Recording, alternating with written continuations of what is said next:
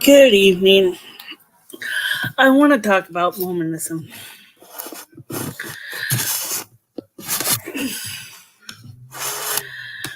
Honestly, I think Mormonism is a joke. Simply because, how should I put it?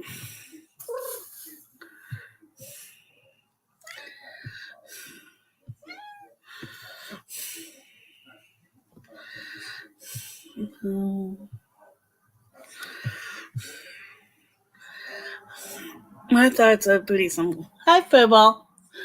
Am I a human?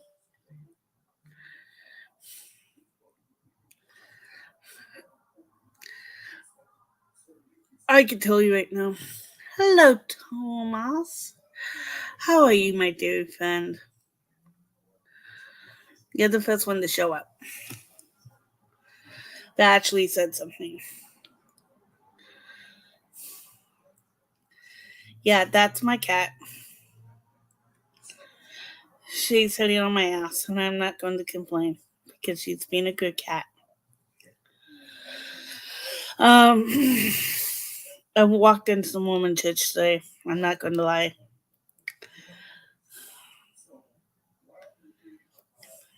I'm doing okay. I'm I'm trying to figure out how to say things without coming across as a total witch. And my problems with Mormonism when I went to the Mormon church. Ooh, that irony. As you know, the fact that I'm technically a Mormon, as they say, inactive Mormon. That's what I think. Um,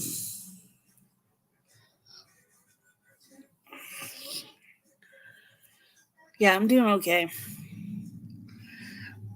How do you like my cat on my ass, Thomas? Yeah, she's sitting on my ass.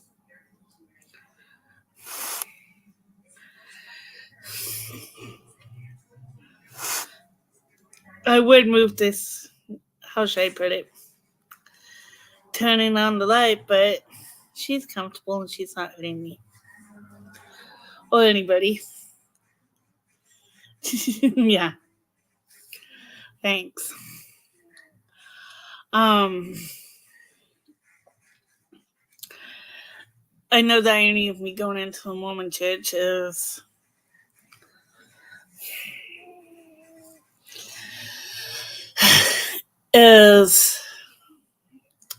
the irony.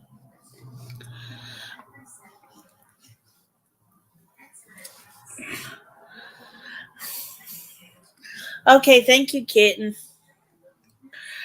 Um,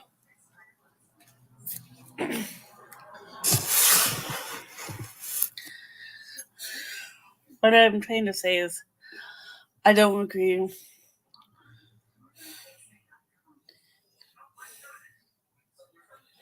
No, I did not pick the Mormon religion myself. I would have never gotten baptized if it was up to me. I would have never been baptized. Only because I don't believe in it. I cannot. I'm torturing myself because I don't believe. I think the only reason I actually go is community, and that's it.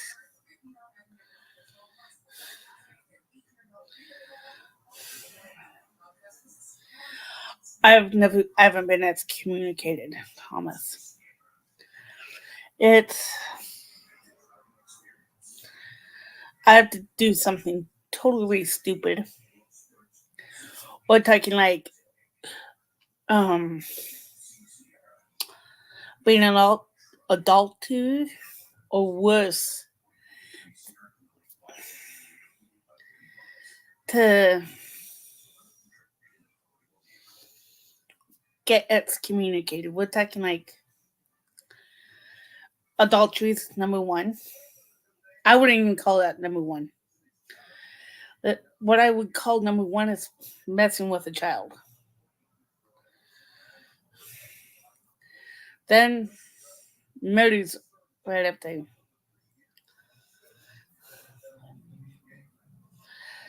There are, but I'm trying to figure that out for myself. That's not online.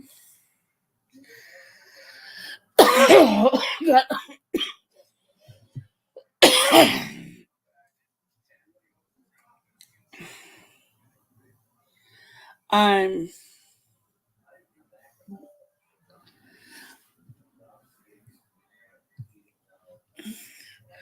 I'm not going against anything online because I honestly think it's a good resource for those who need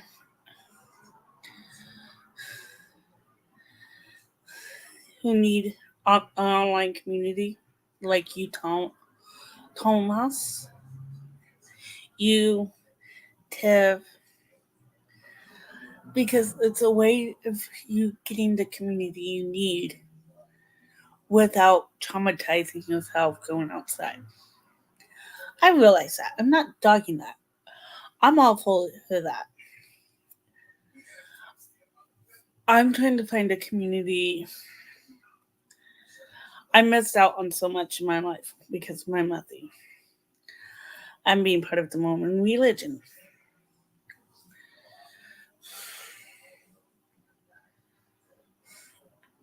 And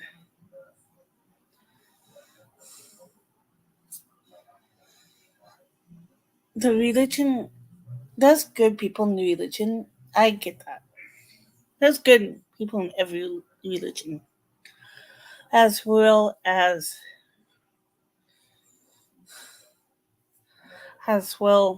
bad people in every religion.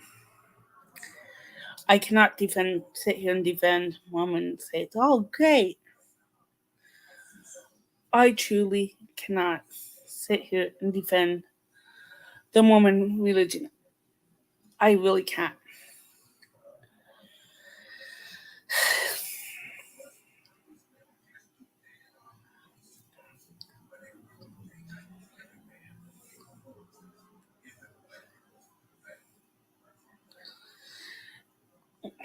Yeah.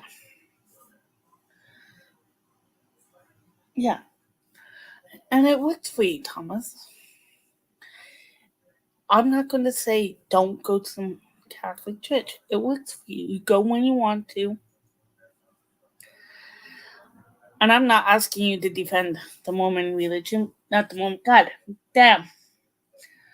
I know I'm not going to sit here until you do defend the Catholic religion because, God, I can't even defend the religion I'm in.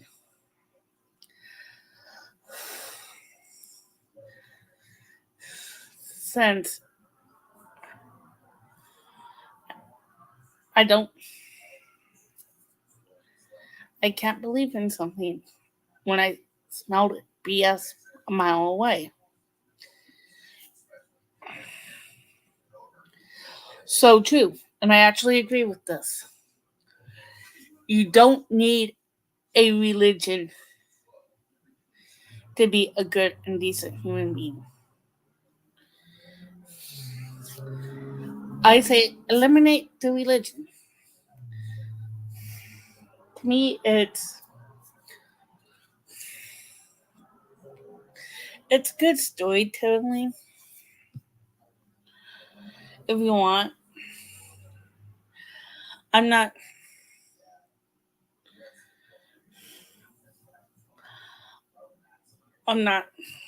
an atheist.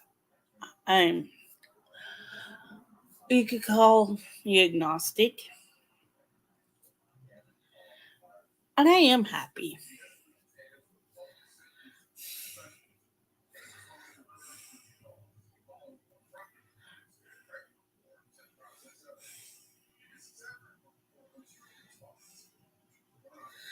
I am totally happy not being part of religion. I just wish I wish I had a choice on a religion because because I believe in a higher power. I'm not saying it's God. You can call it whatever you want. And I value that. And like I said,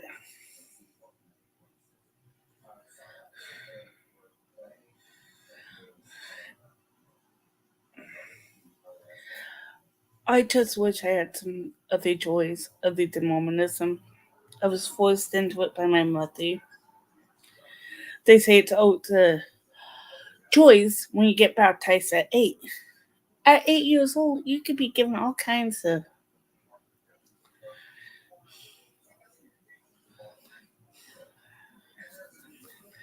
Yeah, I agree. I mean, honestly, Thomas, when I talked to you and ran across you in chats, I get the hint that you're a very decent human being. I've always seen you as a decent human being. I don't care about somebody's religion. I care about their character. I care about how you are as a person, how you treat other people. That's all I care about. If you're going to sit there and say, well, I'm a good person because XYZ, Mormonism, Catholicism, Jehovah's Witness, whatever religion you are a part of, you're not a good person. Good people make bad choices, they make mistakes. Bad people do good things all the time. It goes both ways. It's how you treat everybody, the individual. I I don't always make it to every life. I have to pick and choose, just like everybody else. Pick and choose. Yes, we are only human, Thomas.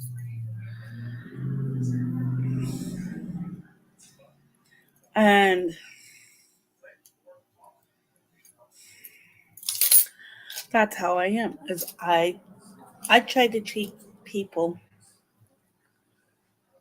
good.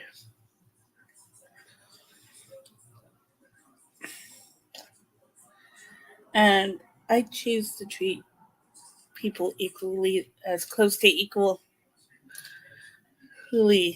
as possible. I try to treat everybody good until you give me a reason not to treat you good, and then I turn into the son of this bitch. Free will was the best and hardest thing we were ever given. True. I'm not going to.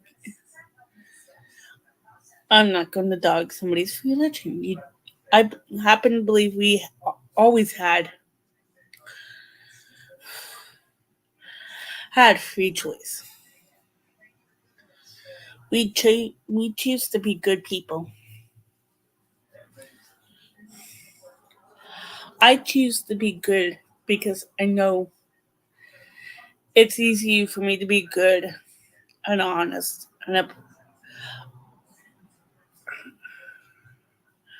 I choose to do these things. I choose to be good.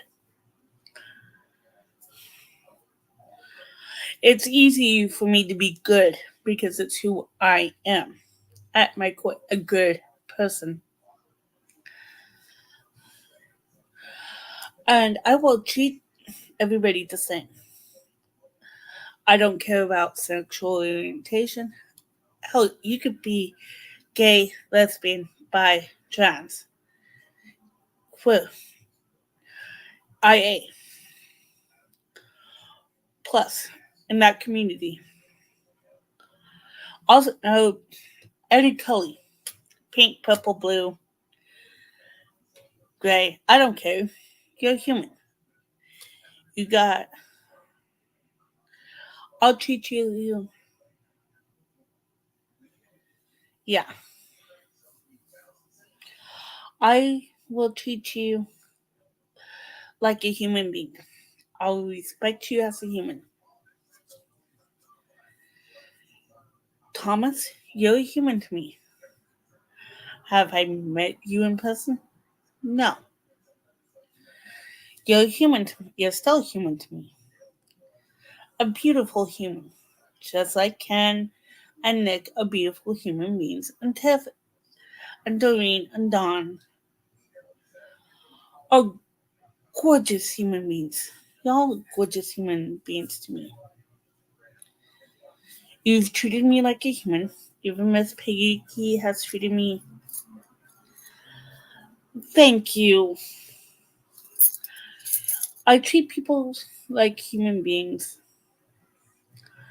I make my mistakes. And yet I'm glad to treat you like a human. Because I see you as beautiful. And it's who I am.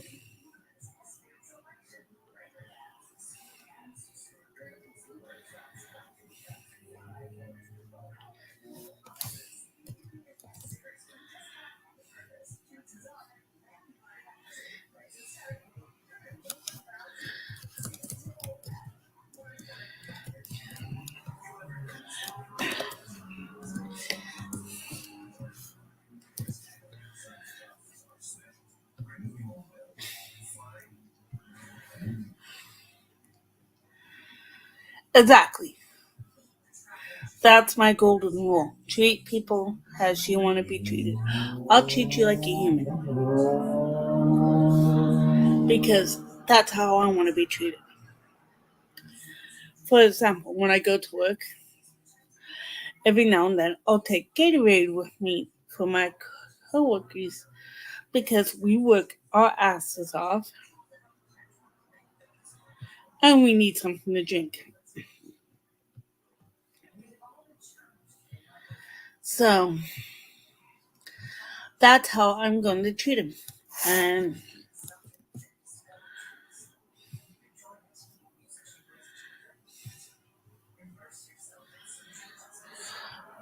and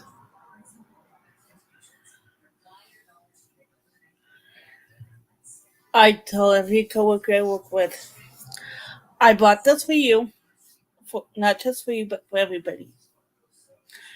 I want everybody to stay hydrated. I may not like you as a human on that level, but I may not like you.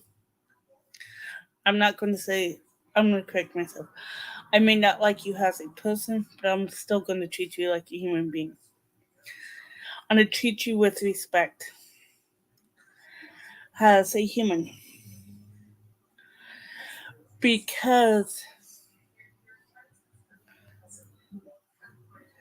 you deserve to be treated like a human, treated like a person. Even if I don't like you, as a person, as an individual, I'll still treat you like one. Very few people have gotten me pissed off.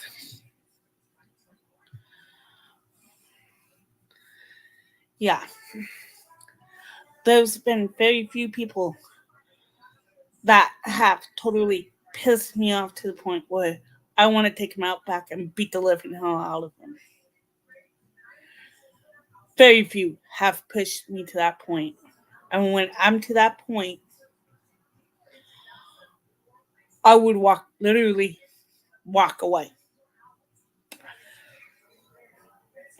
Thank you for saying it's a nice point of view.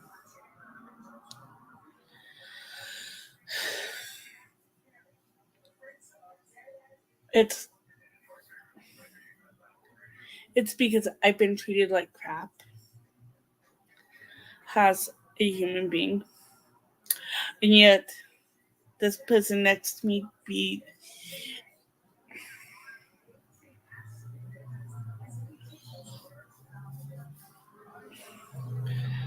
I know you are.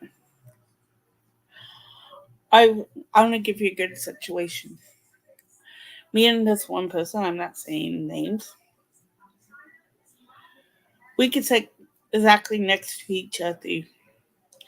Yet this person will be treated better than me because this person's a female.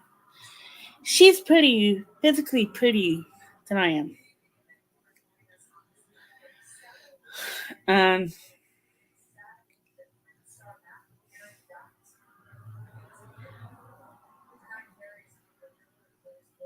and I actually said, "What? Because she's hot, you're picking her?" And yet I probably know more than she does. And they're like, "Well, well, what? Well, what want to train?" I'm like, "Why do you want to train?" It was a wicked situation. When it's easy, yeah, you got to train so many people on this equipment. If you treat me, if you're going to sit there and train this person for something, why not me? I asked to get trained for certain things, and they ignored me. I let it go because I know eventually it's going to come to the point where it's going to come back and bite them in the ass. I'm not asking to be limited. I'm asking to give me more experience. Please, train me. I want to be taught these things so I know how to do them when when it happens to be only on one as a person. I want to know how to do it and how to take care of it without having to turn around and go search for people. That takes too long. And that's how I am. Mormonism, okay, you all seen how I look. Now, let's take say somebody is hot, like Pamela Anderson, hot, but not as famous. Yeah, thank you.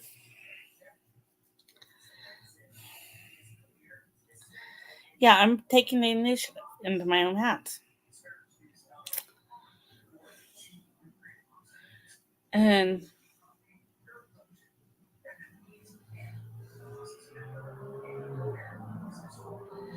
and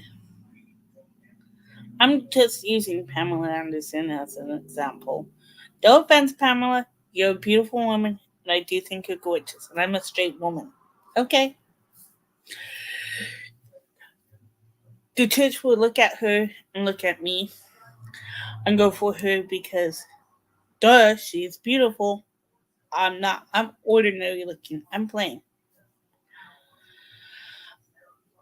They'll give you all kinds of incentives, treat you good.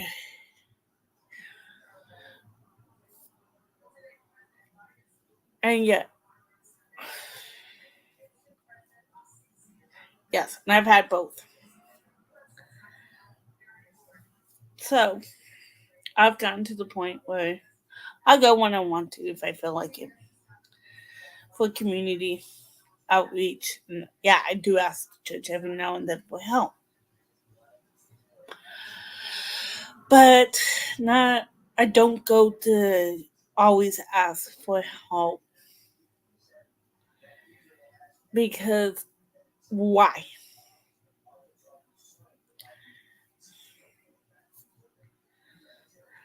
And I'm going to say this. Good managers will make it work. I've had both. And I've had a manager straight up every time I applied for anything, straight up said no. I'm like, why? Because you're too stupid. I'm asking to be trained on this. Then they force me into something I'm not interested in, which makes me look like a poor employee. Did I ask you? No.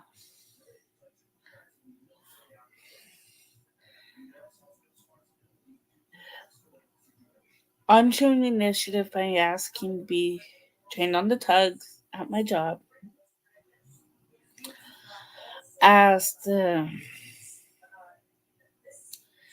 be trained on the electrical pallet, rating pallet jacks, forklifts, and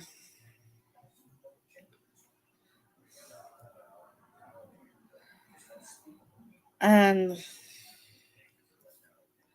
that's all I want to do.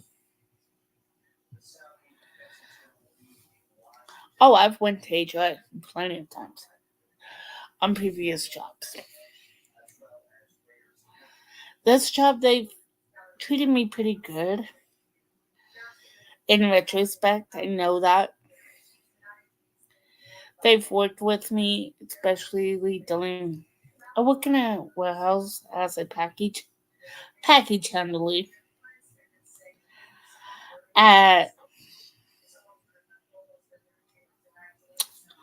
FedEx. Oh, I know a lot of stuff about that job. And it's, how can I put it? Really easy if you know what you're doing, especially when you could use the computer. And yeah, it is a cool job. And they treat people good. There's a few people I know who are on SSDI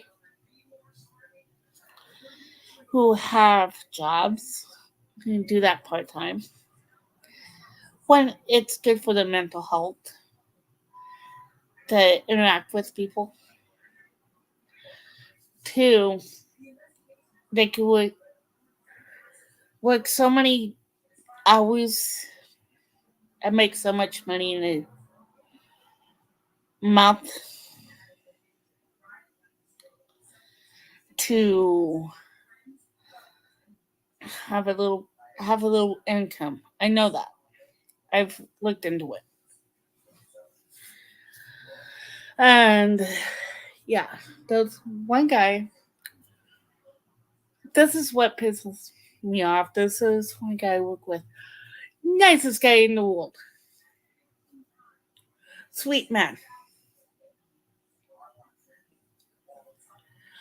I'm not under 88. I don't have any disabilities, as they say. This guy I'm talking about, sweet man, does everything in his power to help. And he does fall under the ADA. I'm talking straight up falls under the ADA. He is in a wheelchair. He's physically incapable of doing a lot of the jobs. And he shows up, does his job, and I'm pissed off for him. Okay? If you saw him, you would understand what I'm trying to say. He got kicked off of SSDI. When I first found out, I had to scrape my jaw off the ground. He shouldn't be in a physically intense job. He already got one bad hand. He could barely walk. He uses a wheelchair to get around. And yet he is such a good, sweet man. I heard that and I was ready to go off on somebody because this is me. I'm one of those. I don't like people to see people who have a freaking physical disability as well as a mental disability being taken advantage like that. And I'll fight tooth and nail for them to get what they deserve. Only reason I won't do it is if they tell me no. I will respect them. I'll work with a grandpa. I know the guy's a grandpa. Or in that age bracket. I don't know if he's actually a grandpa. No, he straight up says he doesn't like it. He doesn't want to be working as hard as he has. I've seen how much pain he is in. And he says it hurts him.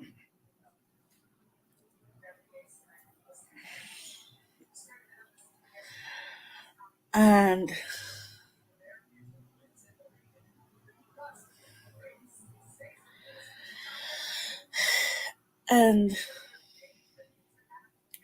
some people do like this to be challenged.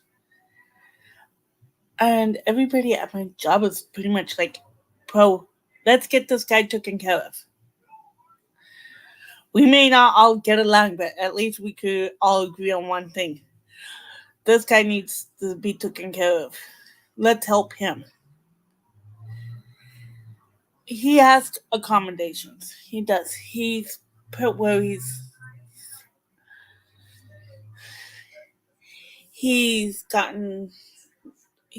right where he belongs. He is part-time, which is, I'm sitting here thinking, how can I help him? And I have asked him, hey, what can I do for you today? How can I help you? And he's like, you don't treat me any different than anybody else you work with. I told him, why should I? I'm like, yeah, I may not agree with your situation, but I'm not going to sit here and give you any special treatment. As far as work goes, I'll ask anybody if they need any help. I'm one of those people.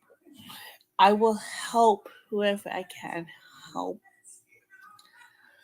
as long as it doesn't affect me directly. I will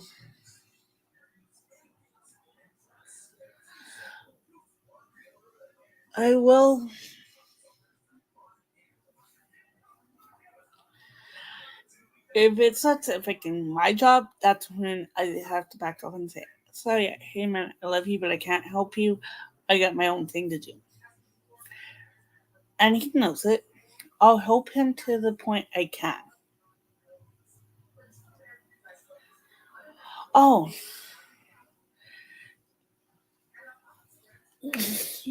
I'm gonna leave this up, Thomas. You can always come back and rewatch it. I'm not mad. But thank you for dropping by. You're a doll and I love you for it. But yeah, I'm one of those people. Tomas, I hope you have a good night and I love you. Good night, amigo. Peace. Love you.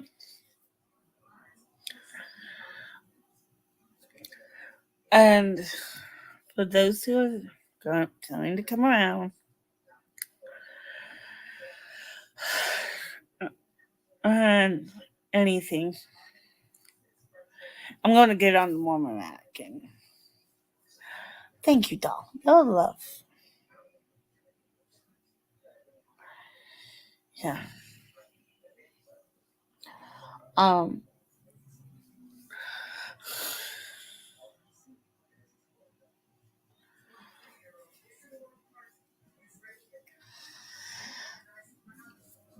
going to say this. I can equate a lot of things to people. Say if I were to walk in on somebody who had a disability, in a wheelchair, who whatnot, whatever disability, and it's physically shown, they'll treat me like gold. Whereas the person who has a disability, they're like, oh, they'll be nice.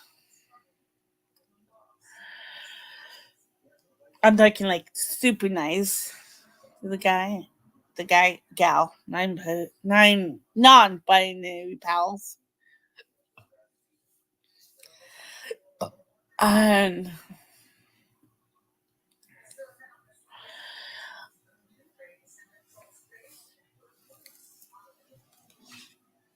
they would treat me better though. Like, oh, she could do a hell of a lot. She may be a big girl, but she could do a hell of a lot for us. Sorry, I have to check something. I know I'm using this live stream to check something.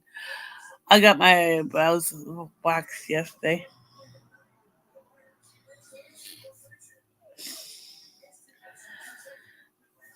I'm just.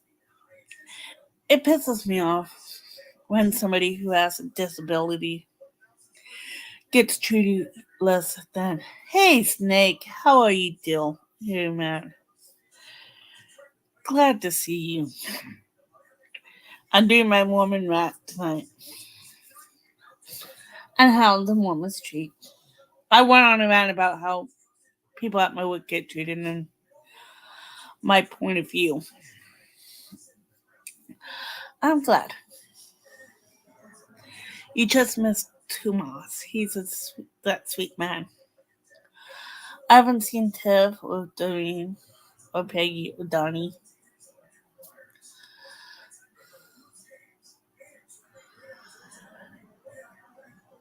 Which I'm worried because people have been being unsubscribed. Let me look. Let me take a looky.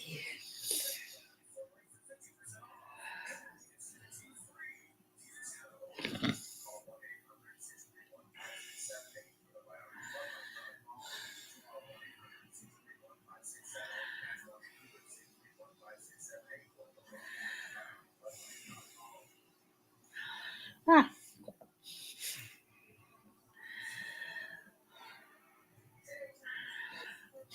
That was another way. YT. I see Betsy's been here.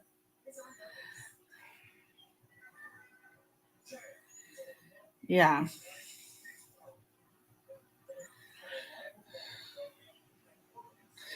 Apparently, I haven't lost anybody. But I'm still a little worried about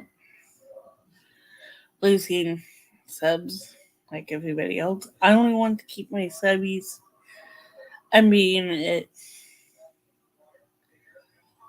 organic.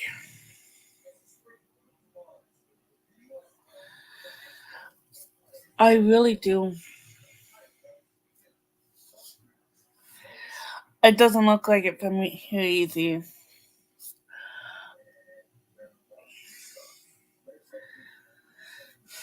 And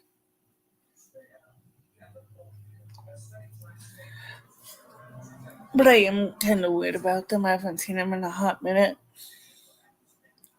I've seen them here and there, and I've seen them online. I just haven't.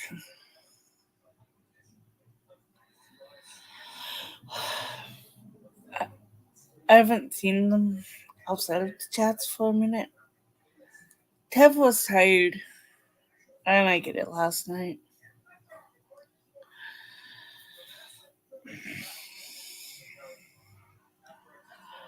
My whole rant tonight about the Mormons is how they treat people. I've seen some very beautiful people. Really, Snake? You had to really. Oh, dear Lord, that's scary.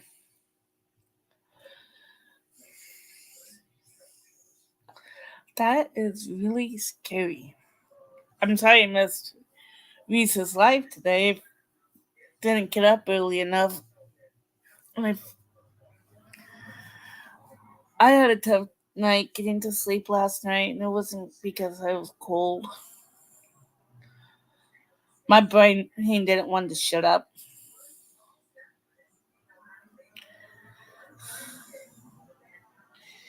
Yeah. I literally.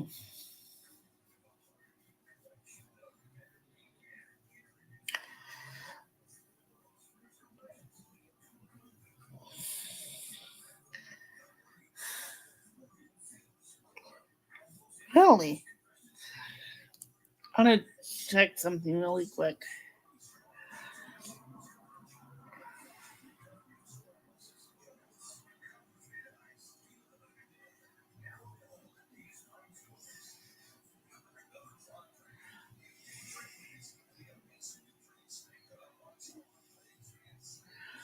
Oh, hey Peggy. How are you, doll? Apparently, I'm not freezing. I'm glad about that. Yes, occasionally I do check my lives through my phone. Both of you missed Tomas. He had to go get some sleep.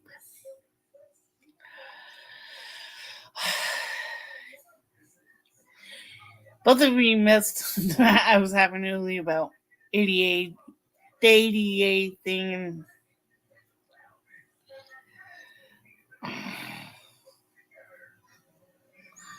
Really?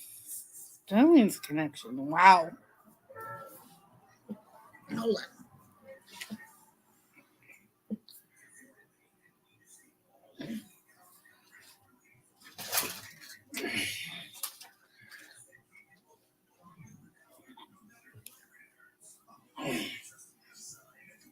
Hold on. Let's see.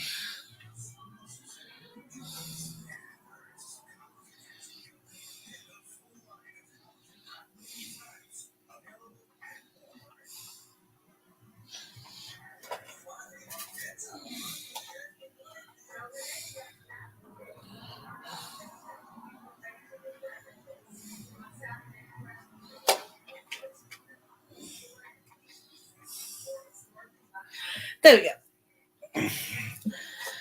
Saki.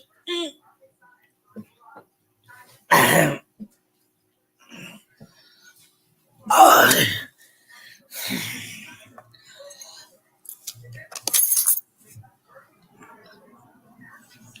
Gotta get my heating blanket going. I'm doing good. It's going good. Oh, there we go. It's going.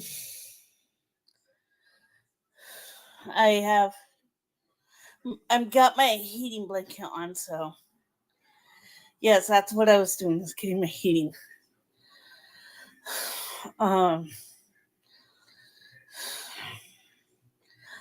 Hello, Miss Peggy. I hope you're doing well. Ken.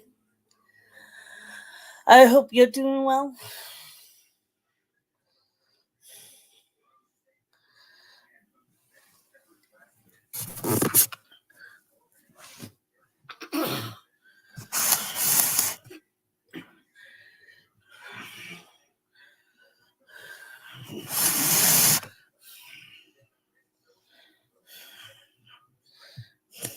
Here we go.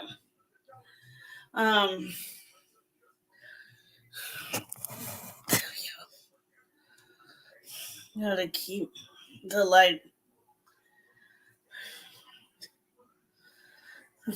Hey, awesome. I need to get back into sports. When I was a teenager, I was a big sports fan.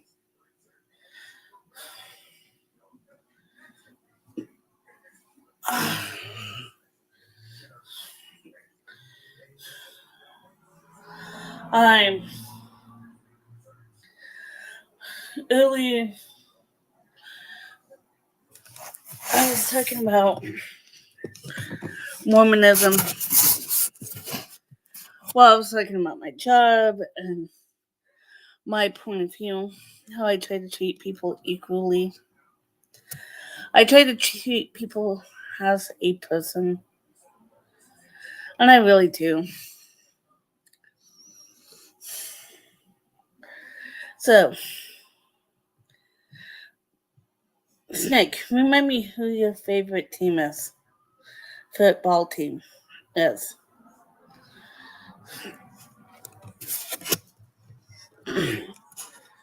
I'm trying to remember your details because I consider each of you as my friend. Friends.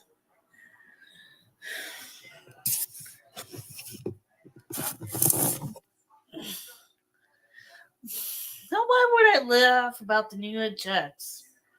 I don't know squat about them. I used to be a 90s fan, but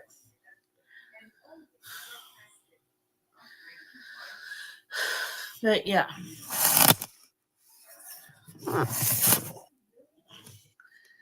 Oh, good. I'm glad you're here.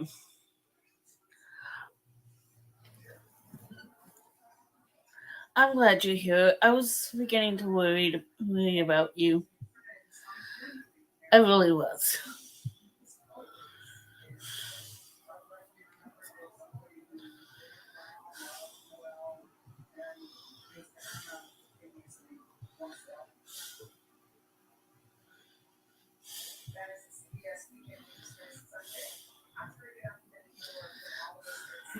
It's been good. I went and pretended to be a good Mormon today.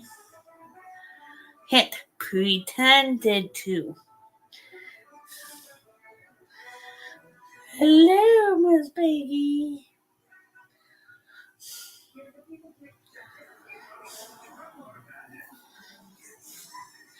I faked being a good Mormon. Acted like, yes, I'm here to God and worship. Me faking. Y'all know I'm not no goody two shoes Mormon.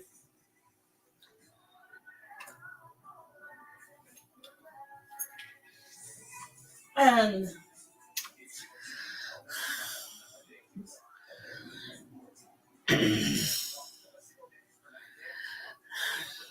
honestly, I would rather watch football.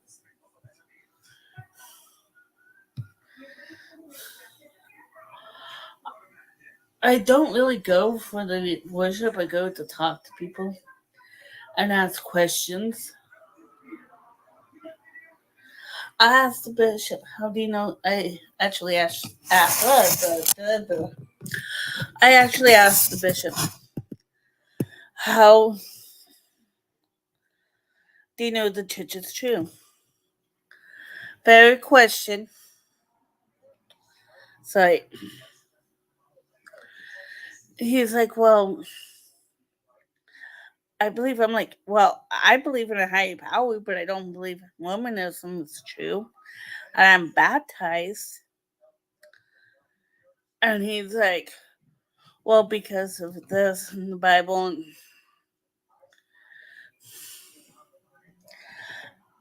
it's like,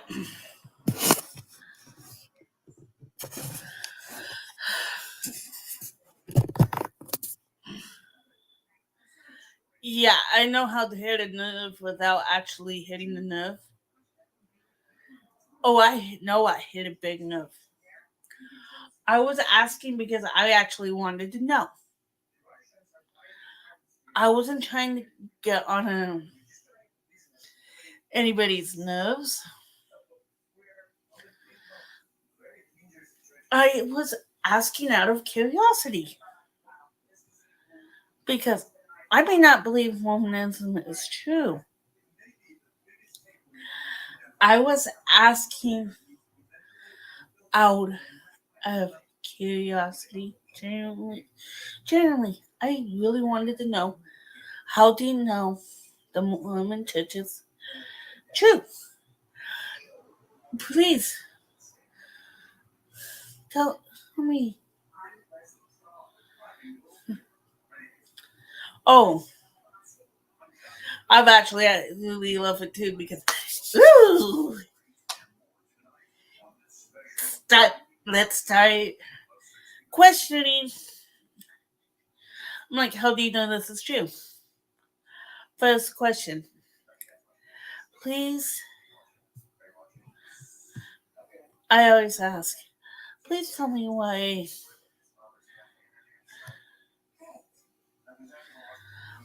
How do you know it's true? How? Oh, sorry, Peggy. I didn't see that.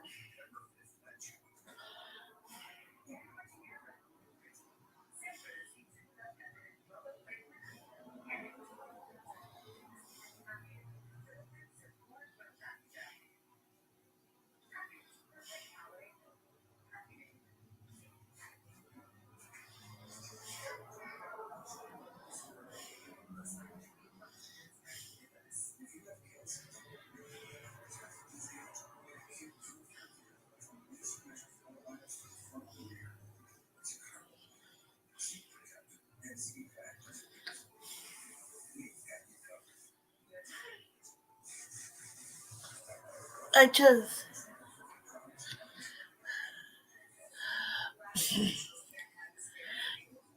Peggy, thank you for saying something.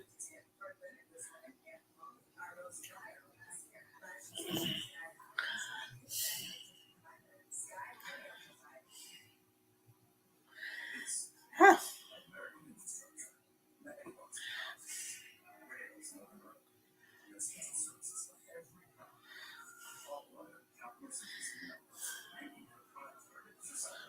Okay. I just sent you a texted you back, and I'm so sorry. I'm so sorry, Peggy. Thank you for bringing that to my attention. That you just because I don't always pay attention to my phone, so my bad. I texted you back. Um. Oh, uh, before I forget, I did send you an email, Peggy, inviting you on. If you wanted to, you can always tell me no, and I won't get angry about it because I get it. Not everybody wants to come on live.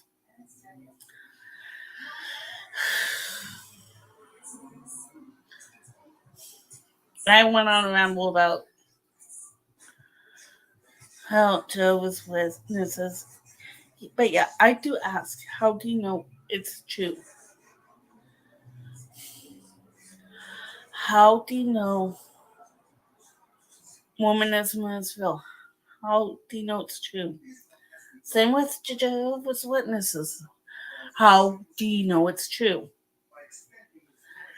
It might be true for you, but it isn't for me.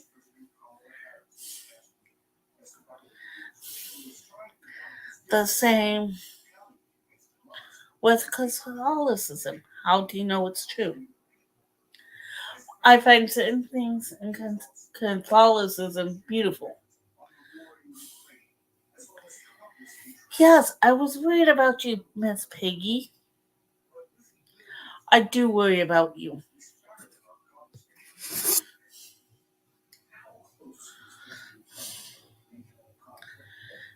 I do care about you. I may not always text it or email you.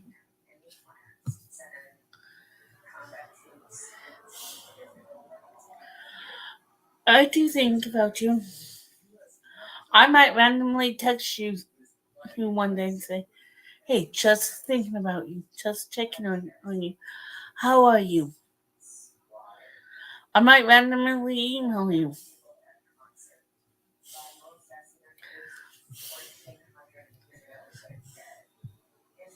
You hate the Catholics hate you because she questioned.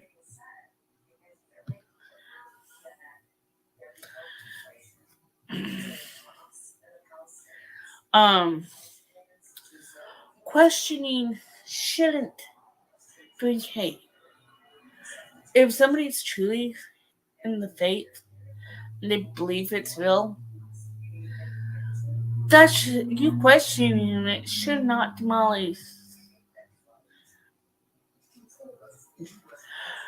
Hey, at least you're not excommunicated.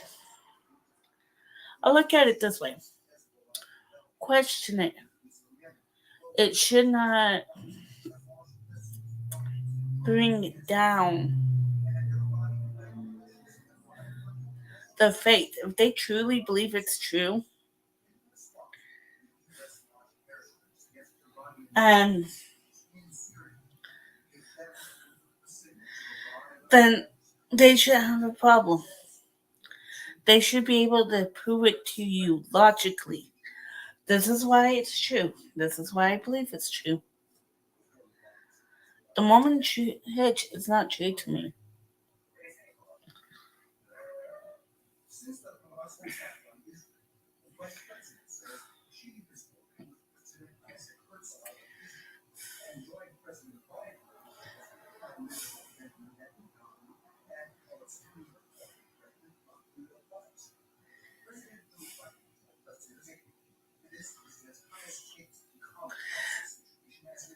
Ask, always ask questions. I'm one of those, if you don't believe something's true,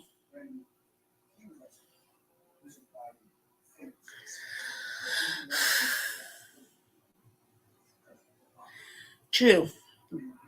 I was forced. I was told, well, you need to get baptized. And guys, my mother said, get baptized or I disown you at 18.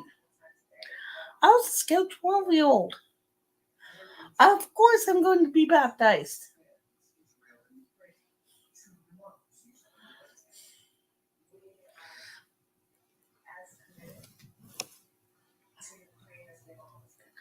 That's all you had to tell me is I was going to get this.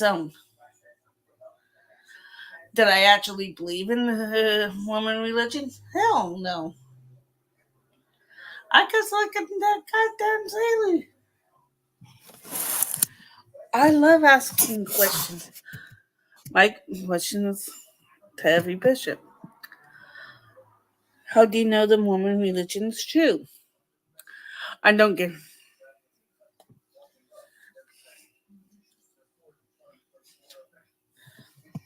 Yeah.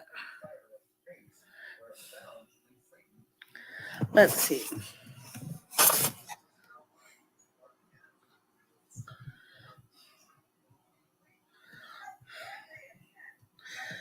I noticed Thomas made a lot of comments. I thought I said hello, hello, hello.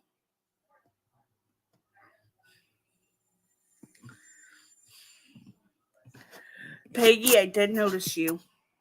I wasn't trying to.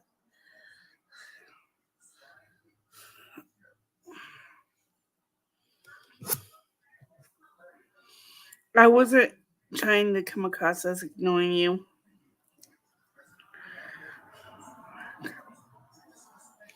I'll screw it.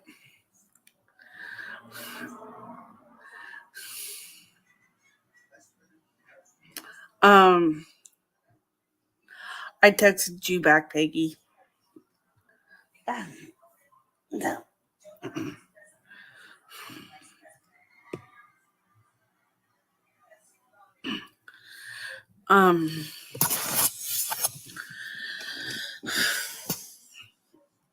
Oh.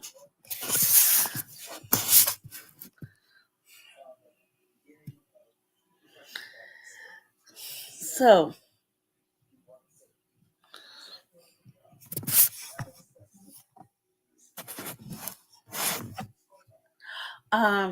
Peggy, I emailed you. It's up to you. Peggy, it's up to you. I know I've been on for an hour.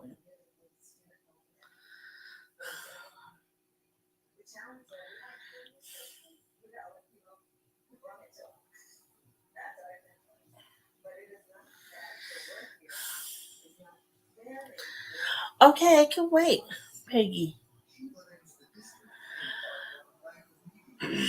I can wait.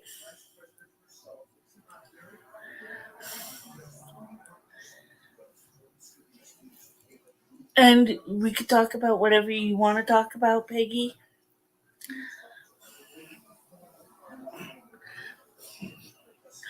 Okay.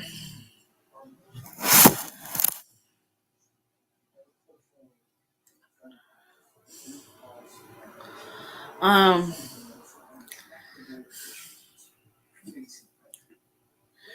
yeah. If Tev wants to come on, she can. And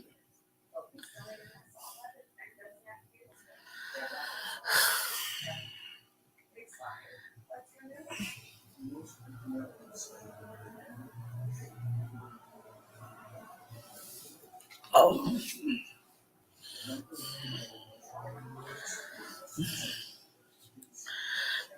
don't mind me getting a little toasty tonight. It's not so much cold that I actually need it. I'm just getting it ready for warming up tonight when I go to bed. Um,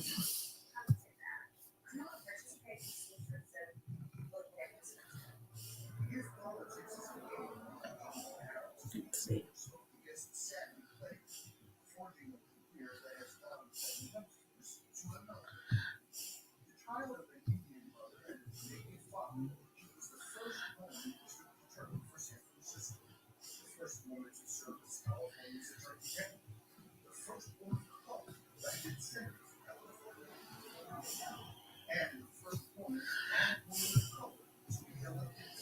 Um,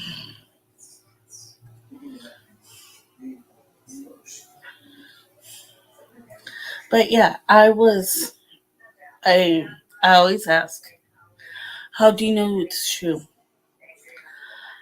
I asked the bishop, how do you know the Mormon church is true? And don't just say, oh, well, I believe. Okay, you believe, that's fine.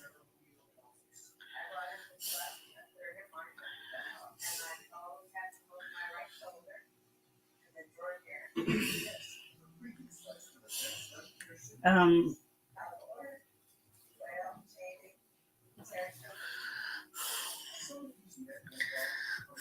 let's see.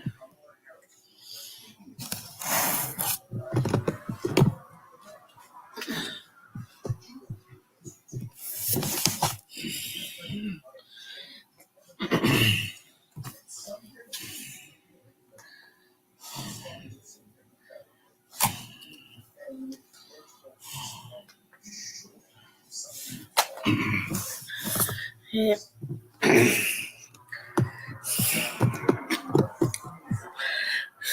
let's see.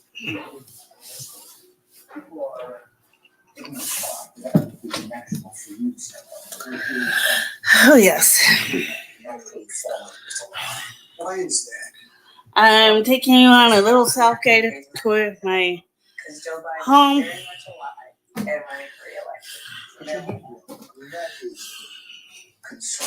Wait. There we go.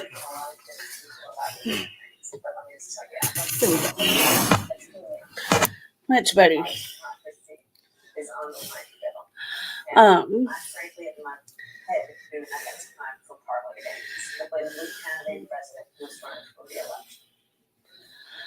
but yeah.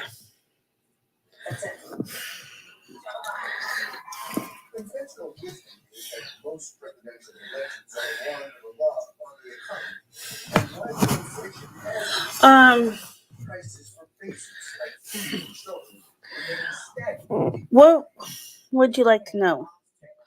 Maybe I can answer some questions, Snake. And I will try to honestly answer any questions you have. Because honestly, some of it doesn't make sense. Actually, anything outside of the Bible doesn't make sense to me as far as the Mormon religion. The Book of Mormon doesn't make sense.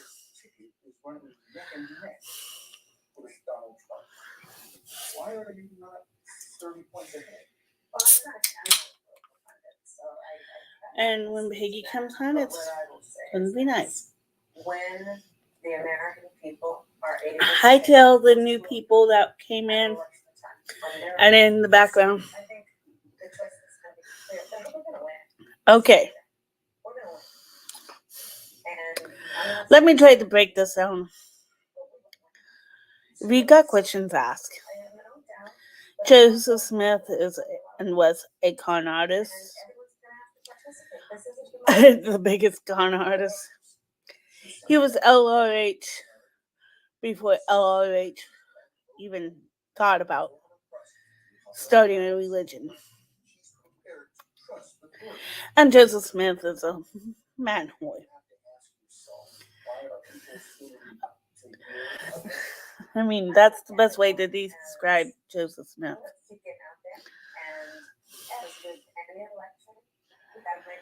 He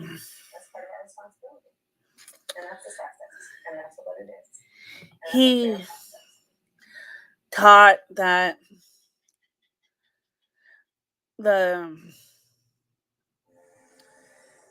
Mormon religion was supposed. Hi, Fresh Prince. Who in the heck are you? Hi. So, warning, I do have fonts, and one of them's here. So, if you act up, he has my permission to knock you out of the chat. Okay? Got it, Ken? They believe in Jesus. I have my own questions about Jesus. I believe he's a real man.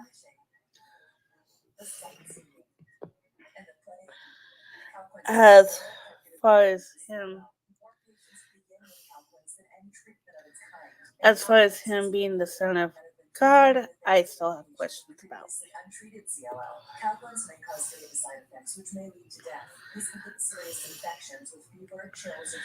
And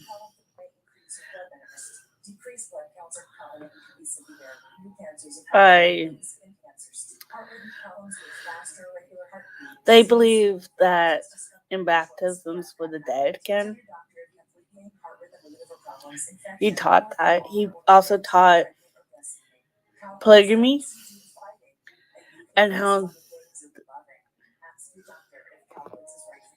Okay. Oh, Miss Peggy. Hi, Peggy. How are you doing, doll? I'm okay. How are you? I'm good. Good. I'm sorry I haven't been in communication. I'm sorry. I hear an echo. Yeah, I've been sorely lacking in the communication department. I'm sorry. I apologize for that. Thank you. And Ken, aka Snake, this is Miss Peggy. She is truly a beautiful woman, in my opinion.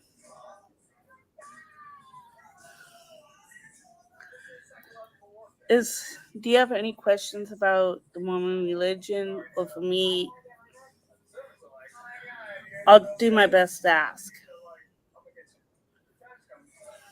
Do you hear an echo, Joni? Yeah, I do. Oh shit. Hold on. I It's still have probably you me. on YouTube. Hold on. Yeah, I'll be right back. I got to mute my TV.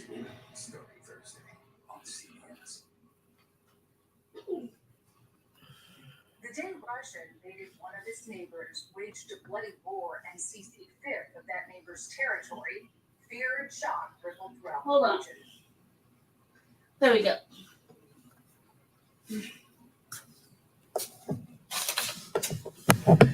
Okay, I'm back. Sorry about that. No worries. Um, let's see. Oh. Everything looks so dark. I'm sitting in a different spot than last time. Yeah, and I came out of my bedroom, so more light. It's actually way dark outside where I'm at. Well, yeah. Same here because I'm 3 hours ahead of you. Right. Let me move my computer. Hold on. Okay. I know Nick's from New York, and you're from Maryland, if I remember right. Mm-hmm. So you're on the same time zone. Yeah. If I remember my time zone. Best Prince, where are you from?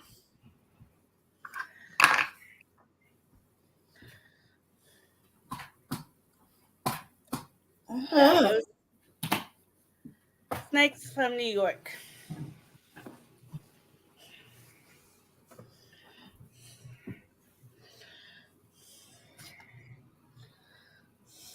My God.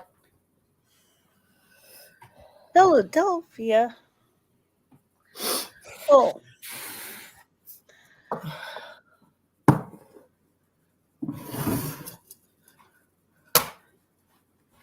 yeah, I remember how you got your name, Snake. Snake was asking how if I remember how he got his nickname. This isn't better.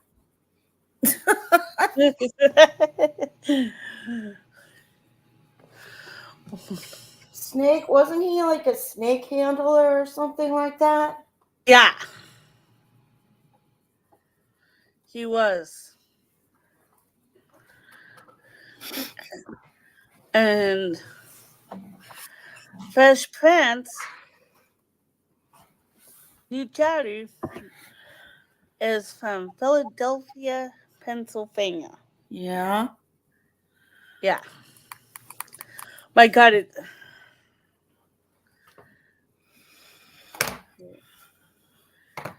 Snake says we can see just fine.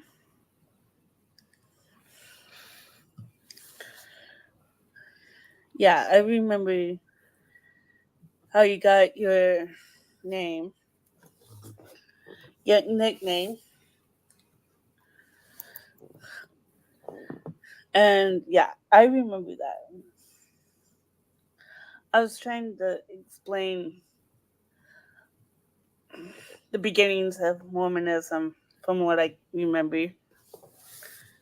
And basically, Joseph Smith was LRH back when in the 1800s. Except he also believed in polygamy and all males can have multiple, which is all males can have multiple wives with all those charts that don't know what that means. And he taught that I'm trying to remember that I don't remember everything, but I do remember stuff. I love what Snake says. I could barely handle wife. Yeah. Most guys can only handle one. Where are you going? Huh?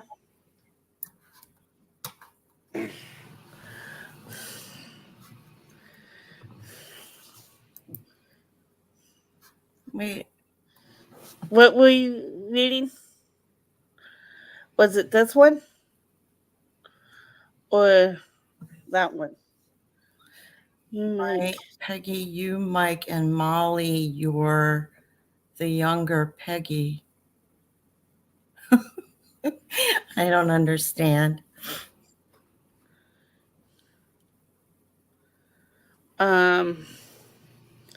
Please explain yourself. I don't understand.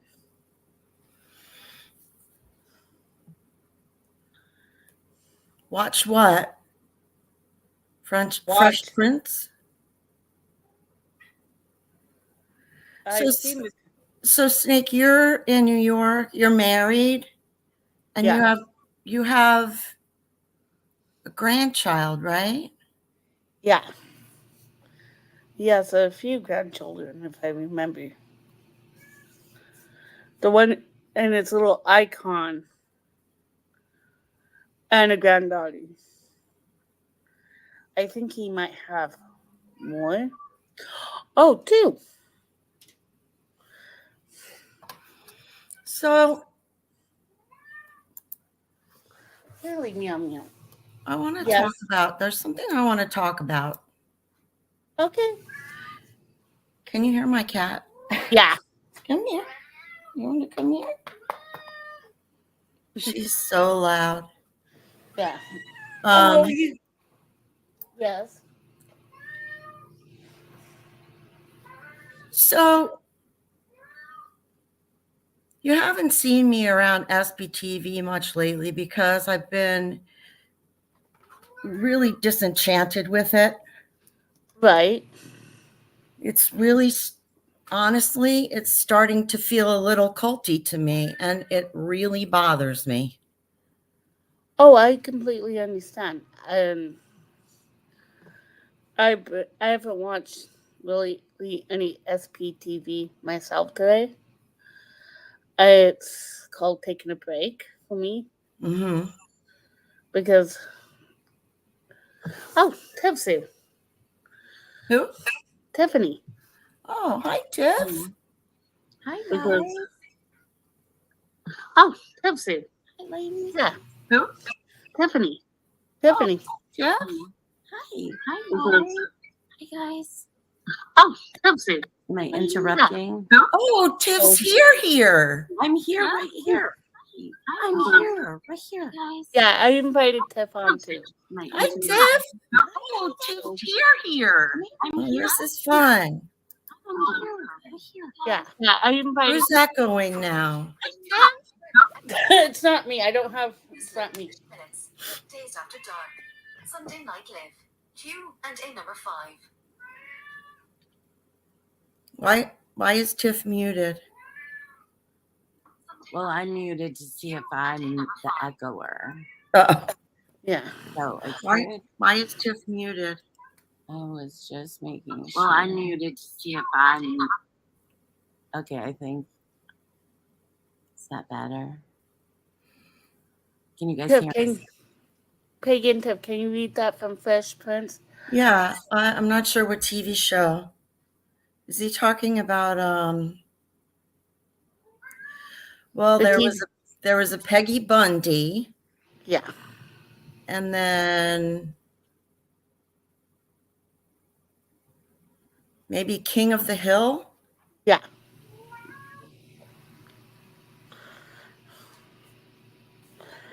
Anyway, as I was saying, if you don't mind, and if anyone from SBTV watches this, I don't give a shit. So disenchanted with it. It feels so culty. And I'm so sick of everyone asking for money all the goddamn time. Whoops, sorry. Hey, you should hear me. Oh, goddamn, fuck, shit, hell, damn. Thing. Does that make you feel better? I swear to. Ask Tiffany how much I fucking swear. No, I know. We've talked on the phone before. Yeah. I just mean because we're on. Right. I'm not even worried about monetization at this point because honestly, I would rather build the community on honesty. And if profanity hasn't gotten us kicked off, then nothing will. I see titty tails and Yeah. yeah, I don't know what is up with her. that's cute. Can you hear her? Really She's nice. really loud. She has a big voice. She needs to be. I like what Oh. Snake did. You know, So, Peggy, does anybody have any comments about what I said? Tell me to screw off or whatever. Why? I do. Okay, good. Yeah. You know, Tiff's gonna have a comment. Yeah. You know, I agree with you, and SPTV has really been leaving a bad taste in my mouth. And I could really tell today, like, was just kind of, I just felt like kind of cuddling in and relaxing, you know, camping in. And that's usually like SPTV is always my go to. Uh-huh. And I was just like, nah, no, no, Not no, today. not today. I just Why? wasn't in the mood. Why no? Why one? I feel like we're just telling the same story repeatedly in different places, which is great to get out there, but I don't need to be there for all of that. Yeah. I don't I, again, like you said, everyone is asking for money to do some things that are great, and but also I'm not willing to give like that for a pillow or a this or a that. I mean, to each their own, you know what I mean? But like, I personally can spend that money on other things that help people that need shit. Yeah. Yep. You know what I mean? Like, for me and like my other little group, you know, like, we'll try to do some adaptive things, some small things, but I can't be dishing out over here because somebody wants to travel. I got to dish out over here so somebody can eat their food. Right. Yep. You know, and so to me, it does get like a little bit pressury that way. And also, Yes. like, if you don't pay to have a super chat, You don't get recognized at all. yeah, So no. too. You know, so it's like, I just kind of feel like, you know, there are some creators I still enjoy to watch. That doesn't necessarily mean I'm not as interested. Chat has been really weird. Oh yeah. And it could How do just you mean? be me. It's It's not just just you. like almost like, okay, these people will say hi to you, these people can't talk to you, these people can't recognize you, these people can recognize you. Right. It's just like very I think I said, Culty. well, culty, and like I said, I think in my live the other night, that it's like picking who's popular, who's the popular kid, who's this and that. Yeah. And I'm not interested in that kind of bullshit. I watch it for the educational value, and now we're getting a lot of that. Yeah. Yeah. I'm trying really to kind of find something different or go back to some of the things I enjoyed before. Like Yeah. what? Oh, I like real, like true crime and, you Me know, too. different Me things like too. that. But then also like my my easy go-to show are like Murder She Wrote or Columbo. I like, those like they're like softer murder mysteries.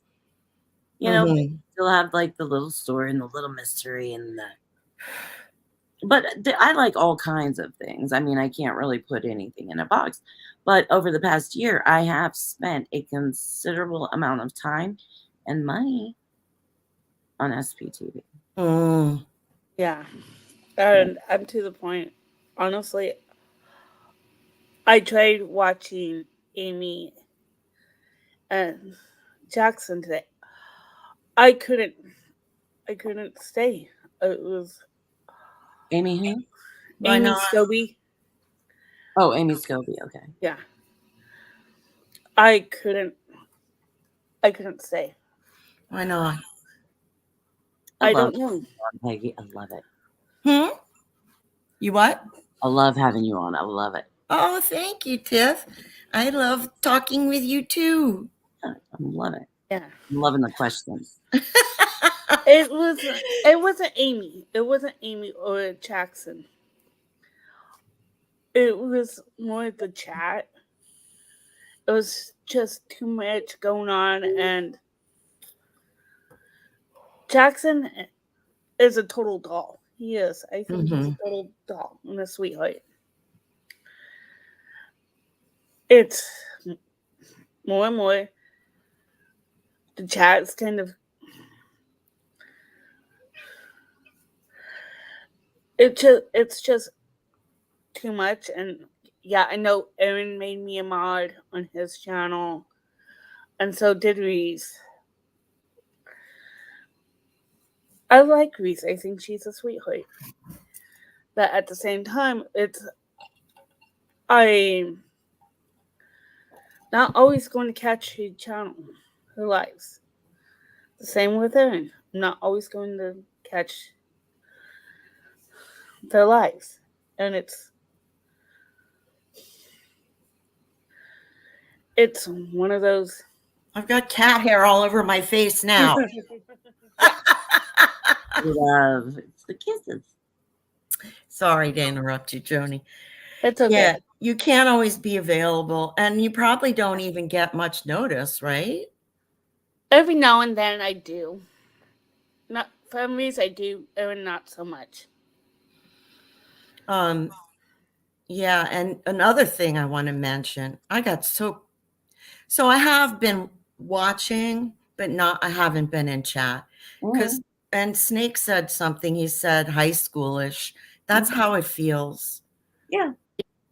It feels high schoolish to me. Yeah. And that's the other night on my channel. That's what I said. I don't, and I don't know if it's okay for me to say what I said on my channel the other day. Oh, I don't care what you say on my channel. You could say whatever. My feelings about the whole thing, but it's like it is clicky. If you're approved by these people, you're approved. It's all like and like the moderator, the super mod to take over the world, the this guy and this guy and this junk and this junk. And I don't give a shit. Yeah. I don't give a shit. I can't be that invested in all of this ring around that doesn't have anything to do with me.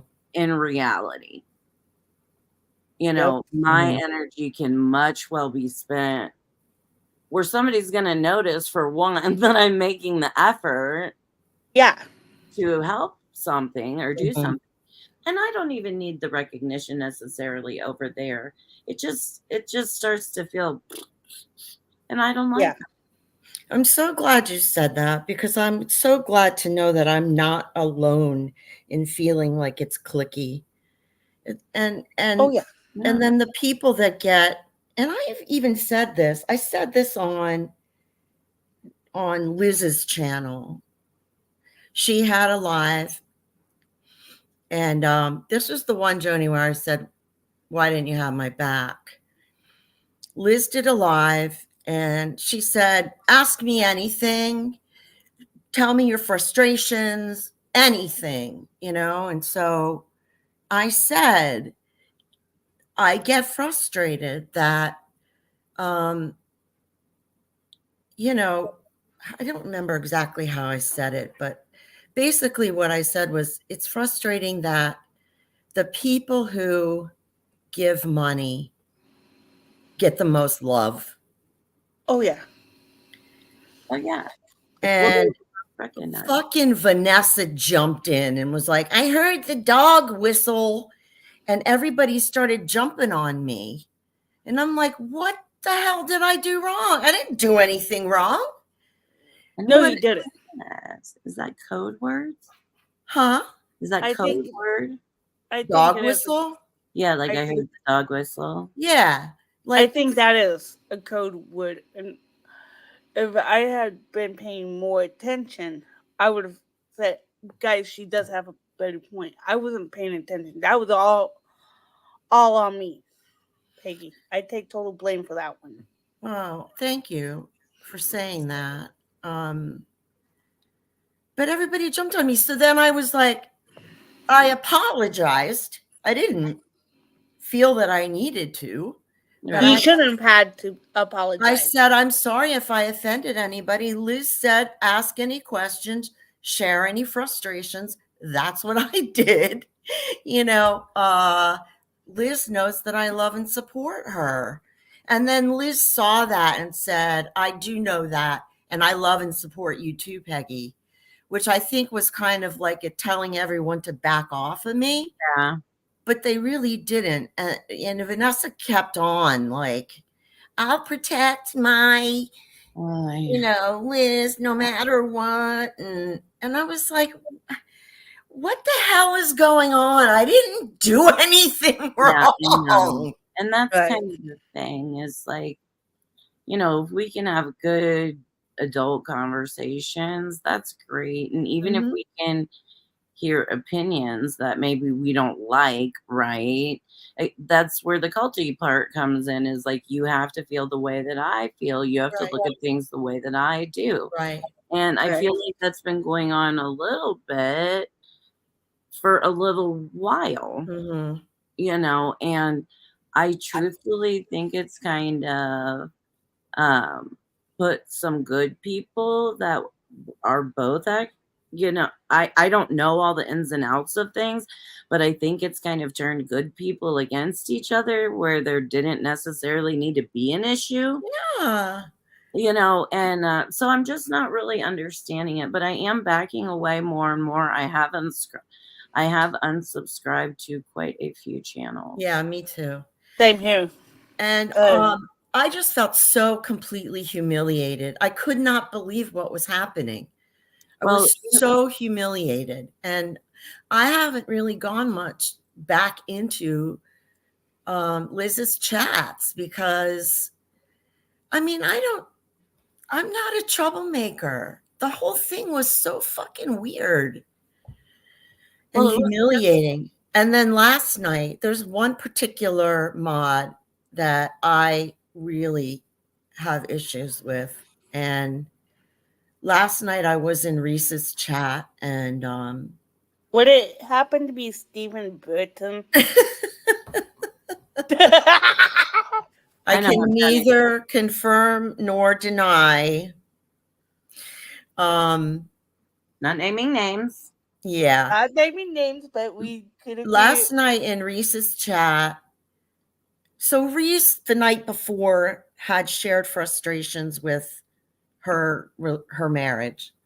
And if you guys had seen it, and you know, she was talking about the foundation of relationships. And I really enjoyed that.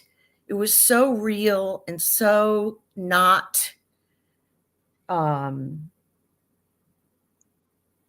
don't know. It was pretty raw. And I'll be right back.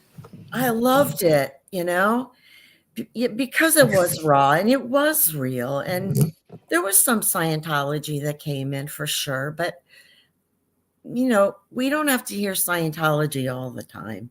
No. And anyway, I didn't comment in that chat. And I thought about writing Reese an email about it because it was really it really struck me in many ways. But at any rate, so then she had that follow-up last night. And, I don't know if you saw it or not, but Jeff came on and I didn't. and I've seen that they recorded one. I haven't watched it. yeah, it was much lighter. And so people were bringing up relationship issues because Reese and Jeff had touched on it. And so people were commenting in the comments, and this particular mod was telling people to stop. And I got so pissed off because Stop talking about it. Yes, yeah. Stop. Yes. Okay. Literally like an order to stop talking about it. And this particular mod is one of the SPTV, a part of the SPTV community who completely supported Goldie and her right to say whatever she wanted to say. So I'm like, who is this motherfucker telling us what we can and cannot talk about?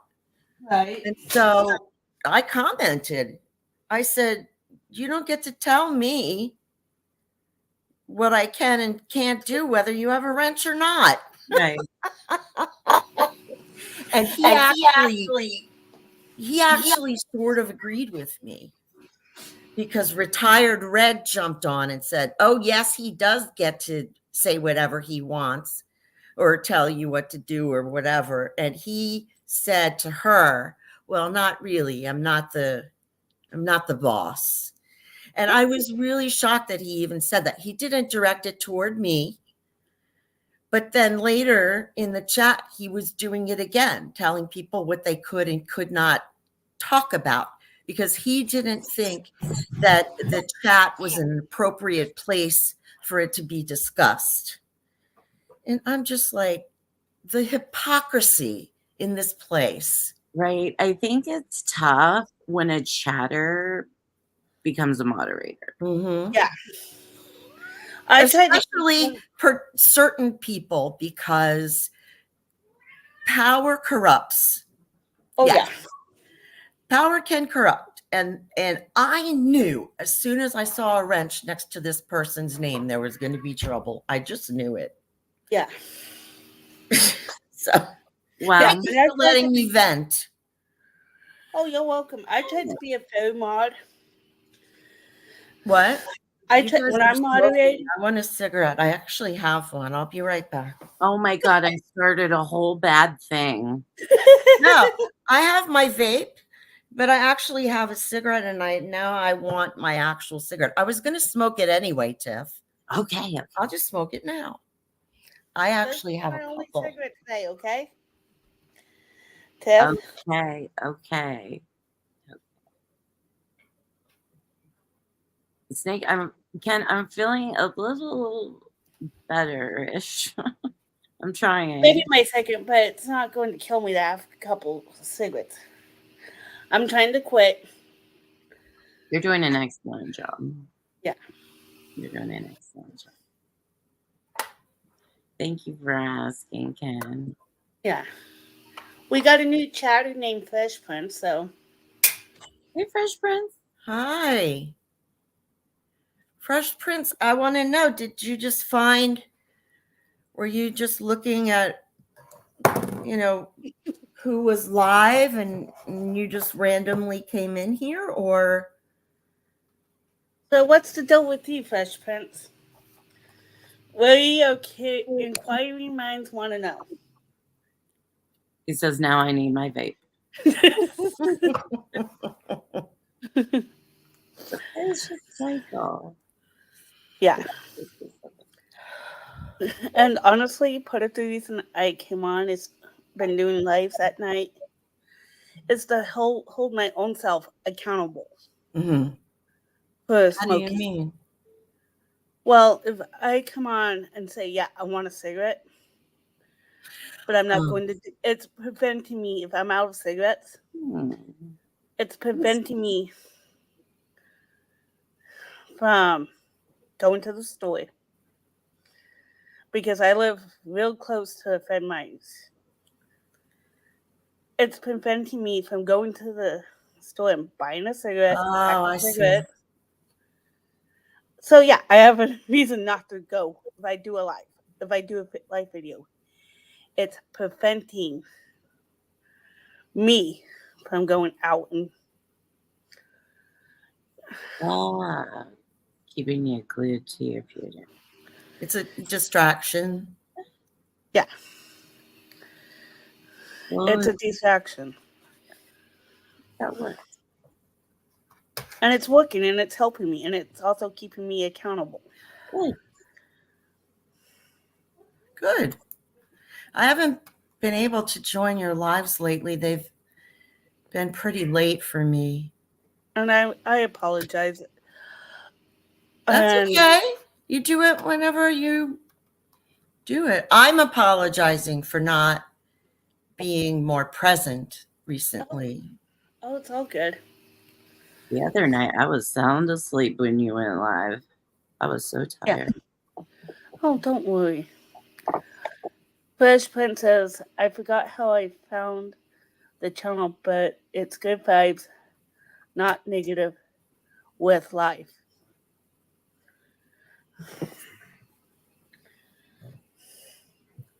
Good vibes. I So, like that. What? I like. so Tiff, what? Yes. You haven't been feeling well lately? What's going on? No, I actually. Well, it's not. It's kind of a both not been feeling good I'm taking more of one of my muscle relaxers right now than I Oh. normally do. Okay, And so I just kind of feel like I'm like on a spaceship. gotcha. And so I'm trying to like either adjust or get used to the fog a little bit. It'll just be for a little bit, but I've just kind of been in my own little world. I'm going to be honest. My cat actually attacked the stall. Oh, I'm sure. She's like, I'm get sure away from me. are attacking it. So I put it on a string voice so we could both, she could play with it and I could, when I'm feeling bad, I could have a reason to have the cat attack it. There you go. There you go. I am a little worried if anyone sees me talking like I've been talking that I'll be ostracized. And that's so stupid that I would even have to worry about that. Right. Well, I think so too. And the thing of it is, and this is how I feel about it. And this is just my personal feelings. Of course. I love what the Aftermath Foundation does. Me too. I love what Mike Rinder, the Headleys have done. I think Aaron has paved a huge path for people to come out and tell their story and tell the truths about the abuses and different things that go on in Scientology. Yeah. That truthfully is where my interest is. I enjoy the chatters. I really do. And I've connected pretty much with the people that I've been connected to almost the whole time. You know, we haven't necessarily broken our conversations because of anything that's happened. Right.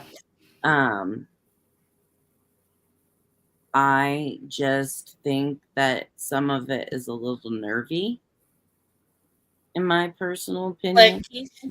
What do you mean, nervy? Like asking for all this money for your personal merch. Here's my personal opinion is I thought we started out to support this one organization, Yeah. not individual people. Right. Mind helping out Scientologists that are newly out or need things or this or that or the other. But to be real honest, we all have our own bills to pay. Mm-hmm. Mm-hmm. And so some of those things I just don't have much respect for, maybe. Mm-hmm. And so I'm just not interested any longer. I'm just not really interested in what you have to say. It's almost like I see who you are. I've seen the good things you've done, and that's wonderful. But you've also gone and conglomerated your own self. And I just can't. That's me. When I'm like done with something, I'm done. That doesn't mean I don't want to watch and I don't want to be part of good conversations that are happening on Right. STV. But I'm not going to continue. I try, and this has been a hard lesson I've had to learn, is like to stop opening the door for people that slam the door in my face. Yeah. You know what I mean? It's like too many times I've opened the door just for you to slap it in my face. So it's almost like I'm not going to do that. Mm-hmm. Right.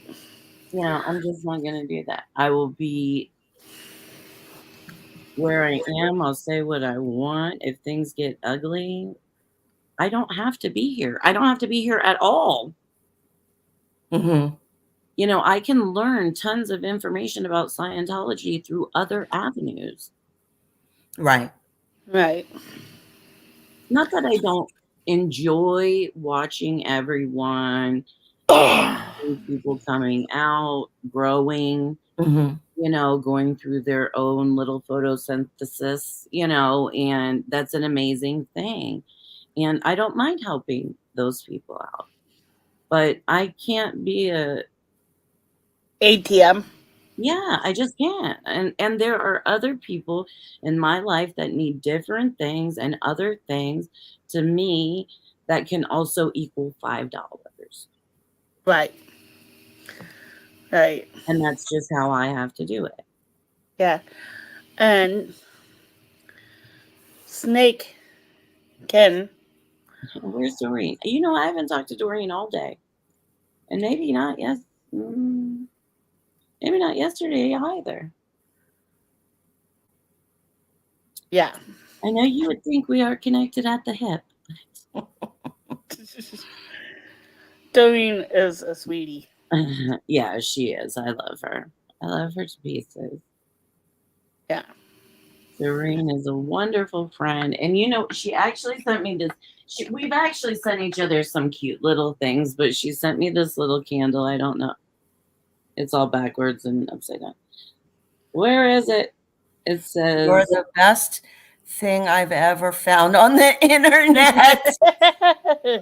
That's great. Isn't that the cutest? Mm-hmm. Yeah. I feel that way about you two. Oh, thank you. And Doreen. Yeah. And Yeah. Snake and Fresh Prince. Yes. Fresh Prince, this is Tev's channel. That's me.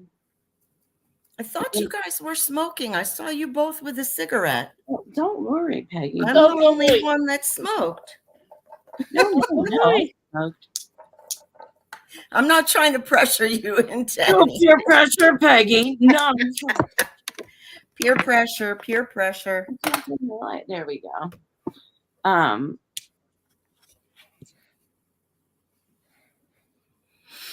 That's the one thing about my channel is I don't want it to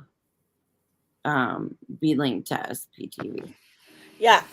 I've never had any desire for it to be linked to SPTV. That's not bringing Scientology into it.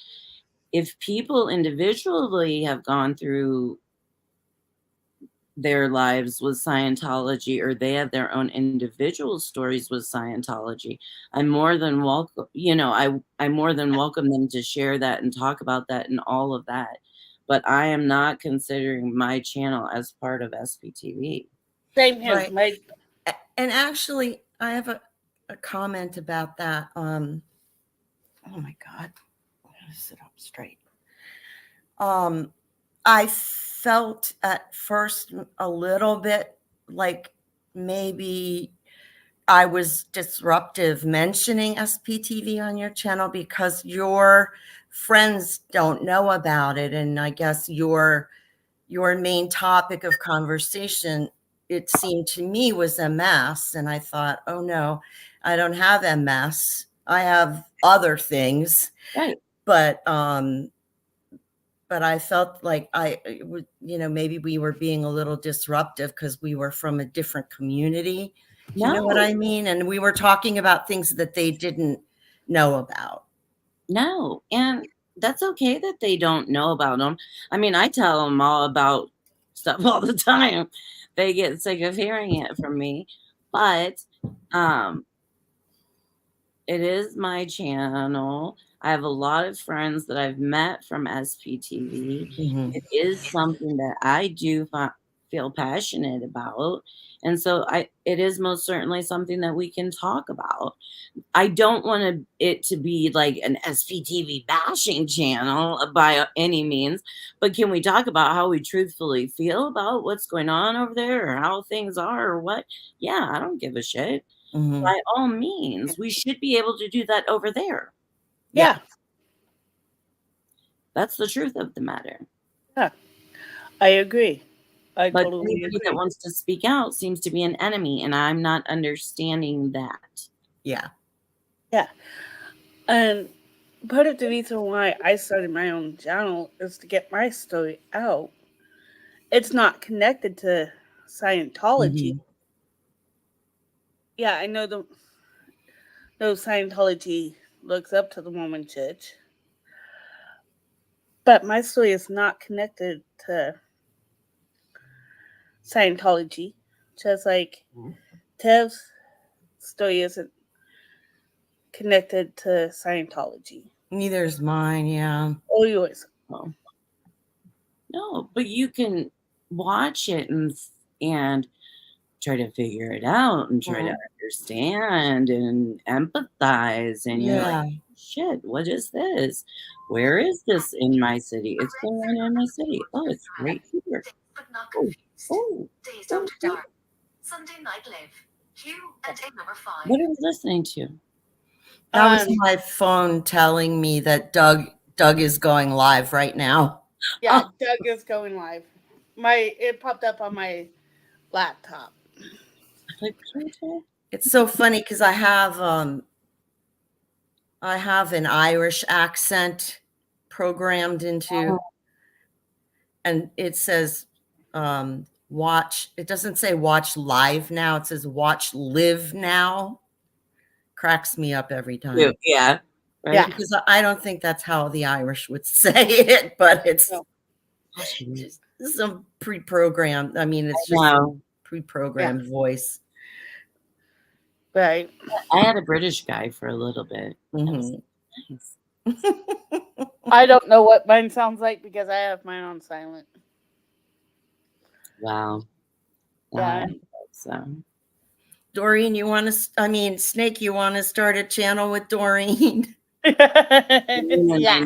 Start a channel, right? Yeah. I think. Oh God, I think I made Dawn mad the last time in your chat, and We cleared that up, I believe. Well, I was trying to be funny. I was just making a joke, and I feel so bad. I don't know how to get in touch with her to apologize. I haven't seen her around lately. I did tell her that you called back, or that you came back that evening. Mm-hmm. That, because then she thought that you didn't answer. And I said, no, you came back that night. And first thing you said was said that you were joking, that you didn't mean to be disrespectful or anything. Yeah.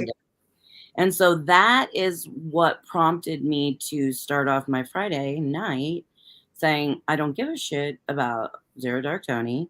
I don't give a shit about this, that, or the other. Goldie's situation. I'm over all of that. Like Mhm. that drama and bullshit and the shh, shh, shh, shh, shh, shh, shh, shh, shh. Mhm. Right. Spin on it. Yeah. You know, and maybe I am just maybe I'm not sensitive enough to those types of things. I understand that it shook a lot of people, and I do understand why. You know, and I got an email from her. So did I. A couple, I don't know, because I read the first one and I'm like, why did I even, you know what? It sat there for days, not even opened. Like, it's not even worth my time to open it. And then it was annoying me because it was the only one lit up, right? Mhm. The only little email that Unread. yeah. Yeah. And so I'm like, I'm gonna fucking read it. So I read it, and I think there were 2 in there, and I just deleted I'm like, I don't, from the get go. Mhm. You explaining to me something I don't give a fuck about Mhm. from the jump. Mhm. I don't, I don't support those things that she supports. I Mhm. will not, cannot, and no, I won't. You know what? My niece is getting married to her wife on Halloween in 2 days. Mm. Nice. So there is Awesome. no way on earth you will ever find me having any Right. kind of prejudice. I'm so sorry. These bitches don't know I'm busy. No, I'm just kidding. But Yeah, and truth be told, I mean, I've actually been watching some Zero Dark Tony lately. yeah, He's people like I mean, he definitely can be an ass, but he's got some interesting information. if you want to now his the girl that goes with him, Dana, that's who I really like. yeah, she does some amazing Mhm. historical deep dives, and Mhm. that's something that's my jam. Mhm. You know what I mean? So it's like I can get into her stuff, and you can't say she's stupid just because she's associated with somebody that you do think is stupid. Whatever, Right. you know what I mean? And you can't tell people who to watch. It's the internet. Right. Right. There are lots of choices for all these reasons. Right. So just because you watch Zero Dark Tony or you speak up in there doesn't mean you should be shunned or shushed or slighted over here. That's Right. the culting thinking. That's that's why I was so surprised, like No. with Doreen the other day. I mean, Dawn the other day, because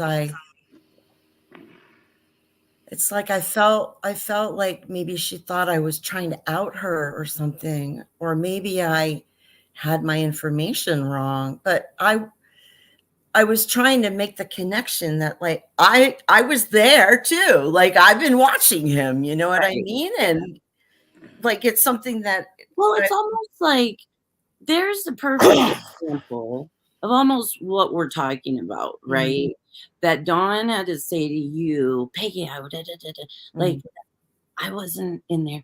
You weren't in there. I saw you. You saw me. Like, so what? Mhm. But it's Right. almost like that's the culture that's getting created with this chat shit. Mhm.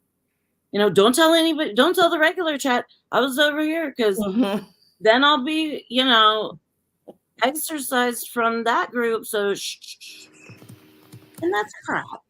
It is. Yeah, Oh my God. adults should not have to feel that way, shouldn't feel that way.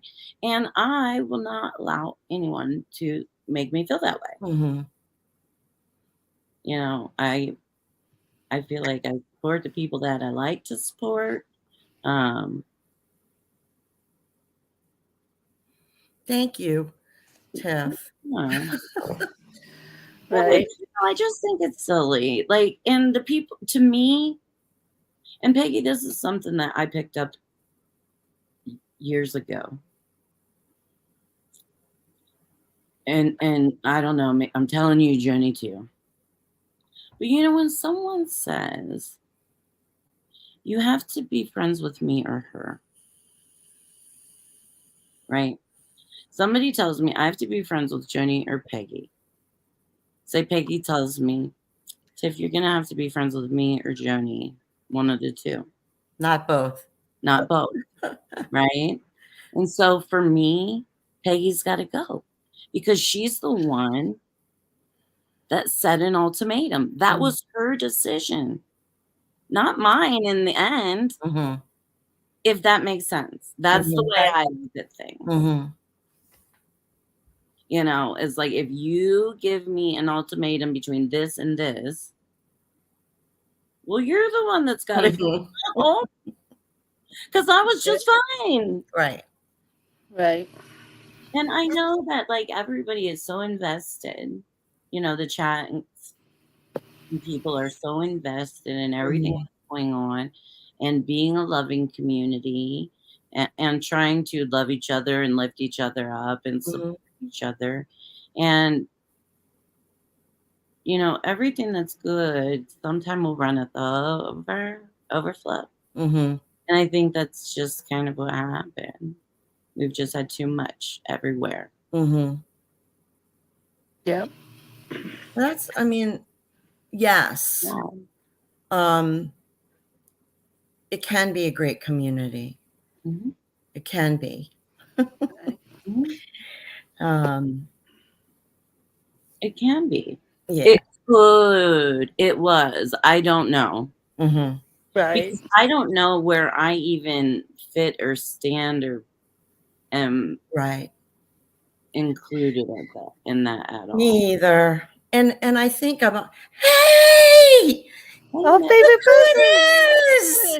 one of our favorite people. Hi, Chris. How are you, sweetheart? one of my faves. One of my faves. All right, you guys, I'm gonna look for something real quick. I don't know where I stand either. And I think I'm also really hyper sensitive and hyper vigilant about any type of coercive control,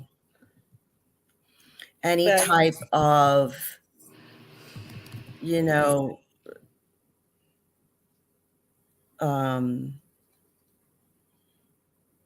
any type of cliquey environments. I think I'm just really hypersensitive. Right. Because I am. Well, and you know what? That's good to know about yourself for one thing. Mm-hmm. It's a good thing to know about yourself. And sometimes knowing that about ourselves, you know, helps us. Hold on a second. Is it me or is it you? Because it's not every time. Is it you, Peggy? Yeah. You know, I mean, you got to remember that it can't be Peggy 100% of the time. Oh yeah. You know? Yeah, and that's a great point. Growing up in a family with a malignant narcissist for a mother, that is how I was trained to believe that everything was my fault. So I've worked really hard in therapy to try, to change that. But it's still sometimes it's just an immediate reaction, like, Sure. What did I do? Yeah. I was going to say something else. Now I forget what it was. Oh, well. Well, even when you're trained, and I always say, like, I was trained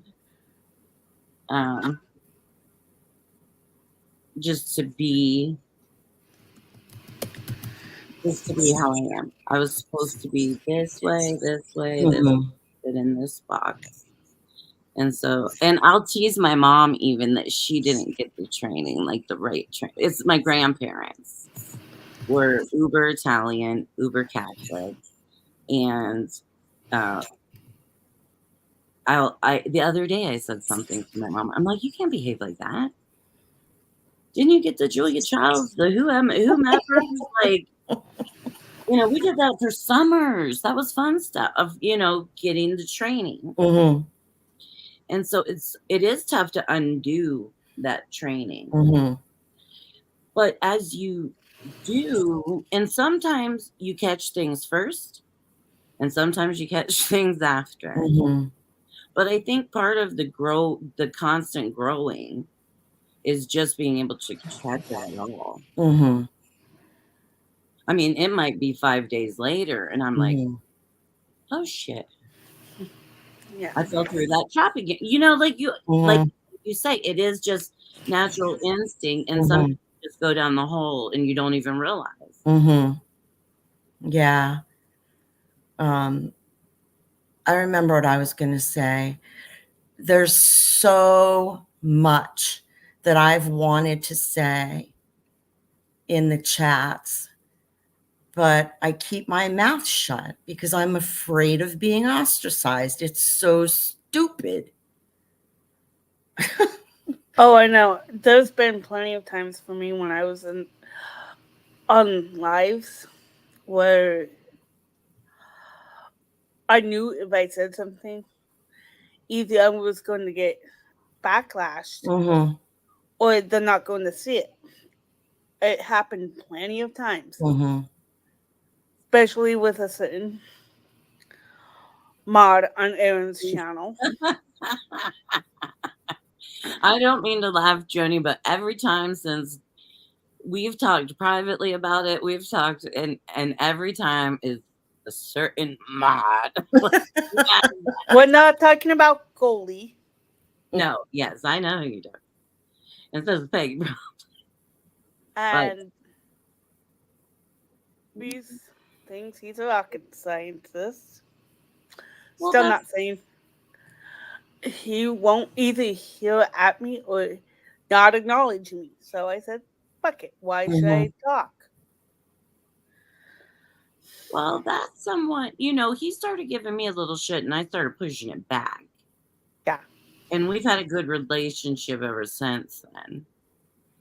Now, I'm not saying we have like a relationship of any kind other than what you see, but like he was making fun of my spelling, and I'm like, what the fuck you paying so close attention to me for? I'll be right back. Why are you watching me so close? Like, God, I can't get up.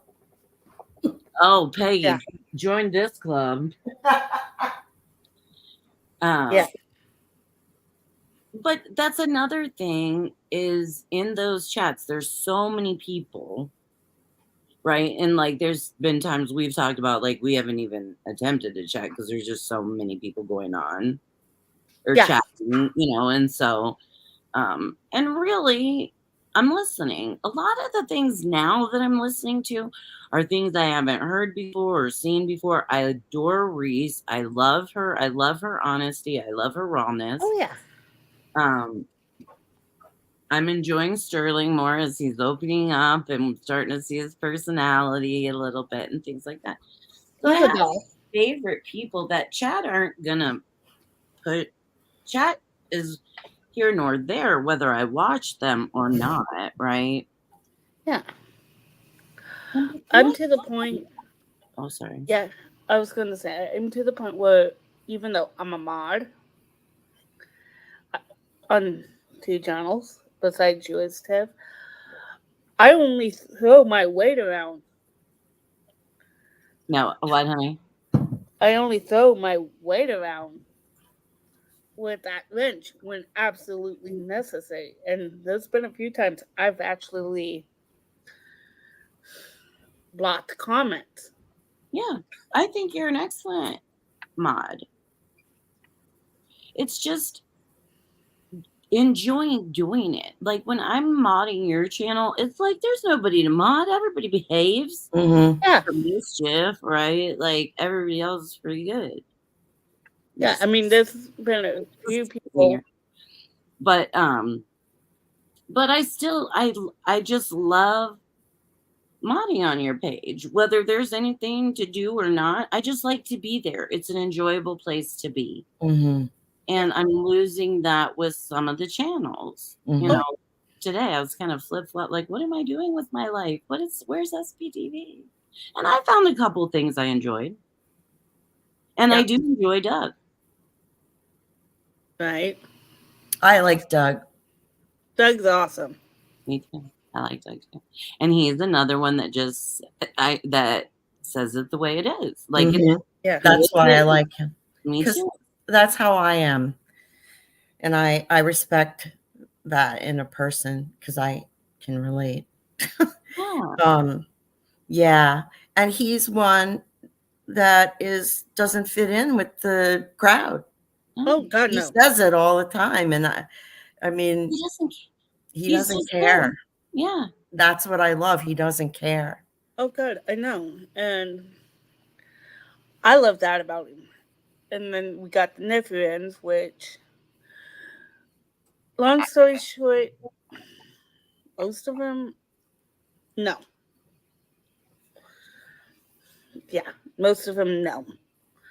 And both of you two know why. Mm-hmm. Yeah. Well, that's another thing that I will say is that's another group of people that aren't listening to their followers, to people again who have spent money or bought their merch, what have you, but aren't really willing to have much of a conversation with you. So that just, again, sometimes people over time just show you who they are. Oh yeah. Pretty soon you guys are going to see my fancy diamond merch up. Although you'll want it. I'm just Yeah. So I think I missed something. Who are you guys talking about? You don't have to name names, but just give me a hint. the original Never End group, I Oh, believe. the Never Yeah. End. The original Never End group. I wonder how that group got started. Well, they created themselves, you know. Well, Denver Steve-O, he did the memorial video for Mike Rinder. For Okay. who? Mike Rinder. Mike Rinder. Marilyn started off by making the Xenu costumes for the Bobble Renders. Clearwater Chad became like a spoof character to Tampa Brad. right? And so, but Clearwater Chad got monetized first before the rest of them because he had already kind of had his little channel spoof going. Mm-hmm. And so they had their first chat-a-thon on his channel. And then I'm not sure when Juliana came into it. She became... He's still not monetized. Well, I mean, as far as being part of like they've named themselves the Notorious Never Ends. The Notorious Never Ends. And so so I don't know. They just started helping each other build their channels and do their things, and they've gotten quite close knit. And then they've kind of helped some other people build channels. And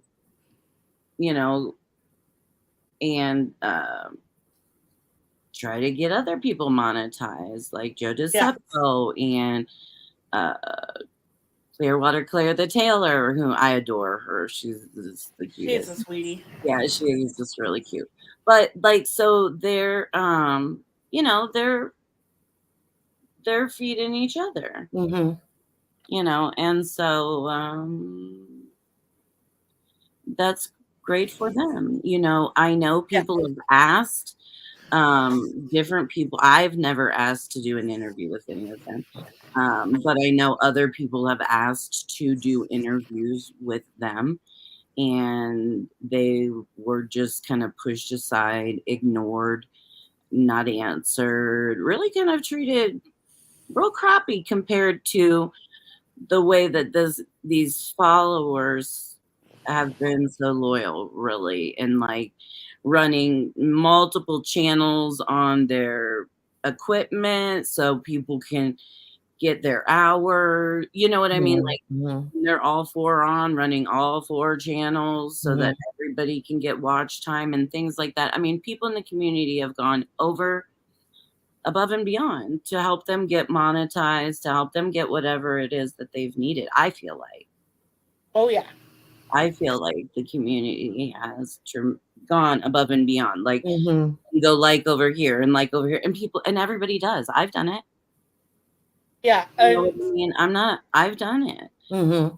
I don't know when on the go got his channel going, but it seems like now he's monetized. Yeah, Pull on the Go is part of the thing, which they do a Wednesday night talk or whatever, which is fine. I'm not saying it's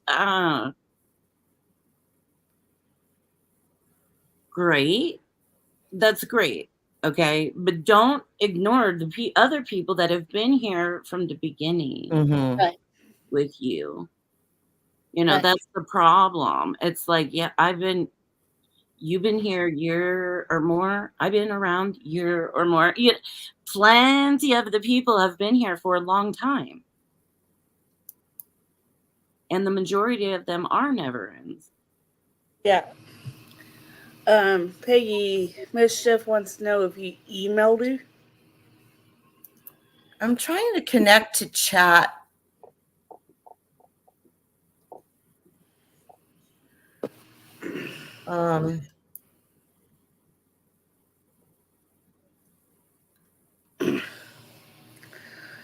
It's just like last time. I can't connect to chat. It keeps saying there's an error. But yes, Mischief, I did get your email. Thank you. And I will definitely respond. Yeah, I thought I would at least bring it up just in case you weren't able to see it. Yeah. I can see it. Yeah. Okay. Oh. Yeah. I can't see. I swear I'm getting. Mischief says she missed Nora's daily shorts. I do too. I like those from the car. Oh, yeah. Me too. Yeah, those are cute. And I've seen everything you said, Mischief. Miss Chris. I know you want muffins, little one. Earlier, Mischief was subscribed to amitriptyline 1 or 2, and I suggested she just start with 1 to see how she feels. Right? I'm no doctor. I'm no nurse. They were prescribed by her doctor, but I'm always slow. Right. I'm slow, but so now she's like, "Steve Tiff, it didn't work. I'm wide awake." Yeah. Yeah, sometimes you guys think I've been talking a lot. It's all good. I'm letting you chat. It's like might as well let you get out what you gotta get out. Yeah, thanks for letting us vent, Joni. Hey, not a problem. Or letting me vent. I guess I sort of started it. Well, I think it's a valid conversation, and I mean, that is a conversation that is also going on a buzz behind the scenes of things. Yeah, and I wanted part of the reason You're why not the only person that feels that way, Peggy. Neither am I. Neither is Joni. Oh, okay. Yeah. And I know that for sure. Okay. Yeah, so, yeah, no. Hey, part of the reason why I wanted you on is because I know you sometimes have a hard time typing, and I figured this way you could actually be more engaged this time and actually be able to say what's on your mind. Yeah, I appreciate that.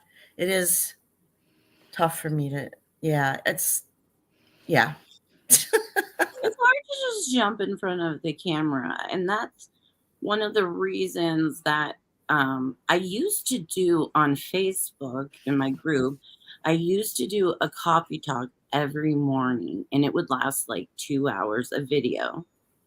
And I was so tired and burnt out that I took like, oh, we might be on 2 years of a break. And then I thought, well, maybe we'll start doing something new on YouTube. But now, before I would get up and try to do my makeup and look cute, and now it's no, just Tiff. It's how I am when I'm here, when I come. Yeah. You know, it's no makeup. If like, no, I don't have any makeup on. I'm not stressing that shit. Because I Well, want to just all feel just comfortable. yeah. Well, I'm comfortable in makeup. Right. I know. You know, for several reasons. First, I mean, I was a hairdresser and makeup artist for 25 years. And I love makeup. I love it. I think it's so much fun. But also, right now, for some reason, at 58 years old, I am having a horrible time with acne. I had it when I was younger. I've sort of dealt with it my whole life, you know, off and on. But the past, I don't know, 6 months or so, it's been worse than ever. And it doesn't have to do with menopause, because I went through that a long time ago. I went through it early. And I mean, I don't know what is going on. So I'm doing these treatments that make my skin look horrific. So I feel like I have to put makeup on so that I don't look like a monster. Yeah, I understand what you're saying. I do understand what you're saying. Right. And I love makeup anyway. I do too. You know, my daughter is a cosmetologist. Oh, yeah? Yes. And she's so good and she's so cute. And she actually got to go to Italy for some of her training. Yeah. Proud of her, yeah. Nice. And now she took a year off. Well, obviously more than a year because the baby. And she's missing it. But I'd love to play makeup. I have a really cheesy, lame video on my thing of just me playing makeup where I'm just like, I throw a little this on, a little this on, a little this. Maybe you could do a makeup tutorial with me, Peggy. Ooh, wouldn't that be fun? Sure. You tell me how to do it and we'll do it. I don't wear makeup because one, my job, I sweat like a bitch. There's no way to put it nicely. Two, it's like by the time I get off, I don't want to see somebody. I usually wait, and I don't want anybody to see my sweaty ass face. I cool down and wash my face off, and then I might do it live or might not. See, Miss just says she would watch that, Depo. Yeah. And you know, I'm used to doing makeup. That was part of my training. Right. Part of my training was always looking nice and put together and present, you know, like. You mean growing up? Yes. Yeah, same here too. You know, when I refer to it as part of my training, that was part of my training, looking nice all the time, having myself put together, my shoes matched my skirt or whatever the case may be, you know. So there was a while that I missed doing that every day. Now I do it every time I go out into the pub. Well, almost every time I go out. But now it's almost more of like putting on a super suit. It makes me feel better. Yeah, I'm the same way. I mean, it's almost like, all right, let me get my war paint on, my good lip, you know, because it makes you feel good. Mhm. Yeah, I was also trained like that too, Teth, by my mom. My mom never taught me anything about makeup. That was my grandma, Not Oh, even my sorry, your grandparents. grandmother. Were My you grandparents raised never by your taught me. grandparents? I was raised by my grandparents and my parents both. I always lived with my mom, but we spent an awful lot of time with my grandparents, and they lived very close. So I would say yes, pretty much both. But my grandparents were much stricter, and my mom always hushed me.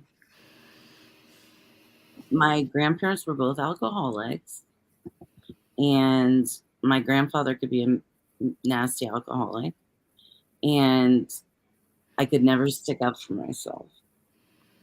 She would always shush me because she didn't want to have to deal with the wrath of whatever I said. Right. Mm. So even though I lived with my mom, I spent a great deal of time with my grandparents. And so, yeah, all that training and all that behavior comes from them. And then my mom just backed it up. Right. I mean, for me, like I said, I never got taught how to do makeup. I taught, unless I taught myself. I mean, I literally had to figure out how to put my own lipstick on properly, how to do my own foundation, blush, you name it, all by myself. Oh, my mom never taught me. She just expected me to do it. Yeah, pretty much. Same. I used to sit and play in the makeup. And every time I did, my mother slapped me around a couple of times for me putting on makeup. I'm like, seriously? I want to make myself feel pretty? And this is how you react? She's I'm like, don't talk sorry. back. She's like, don't talk back to me. So am I. I'm sorry too. I'm sorry she was so mean to you. Me too, Jenny. She had a lot of things wrong mentally. I'm going to be honest. And I I always felt so bad because she was the type of woman. She acted worse than I did when I was a teenager. Everything had to be about Annie.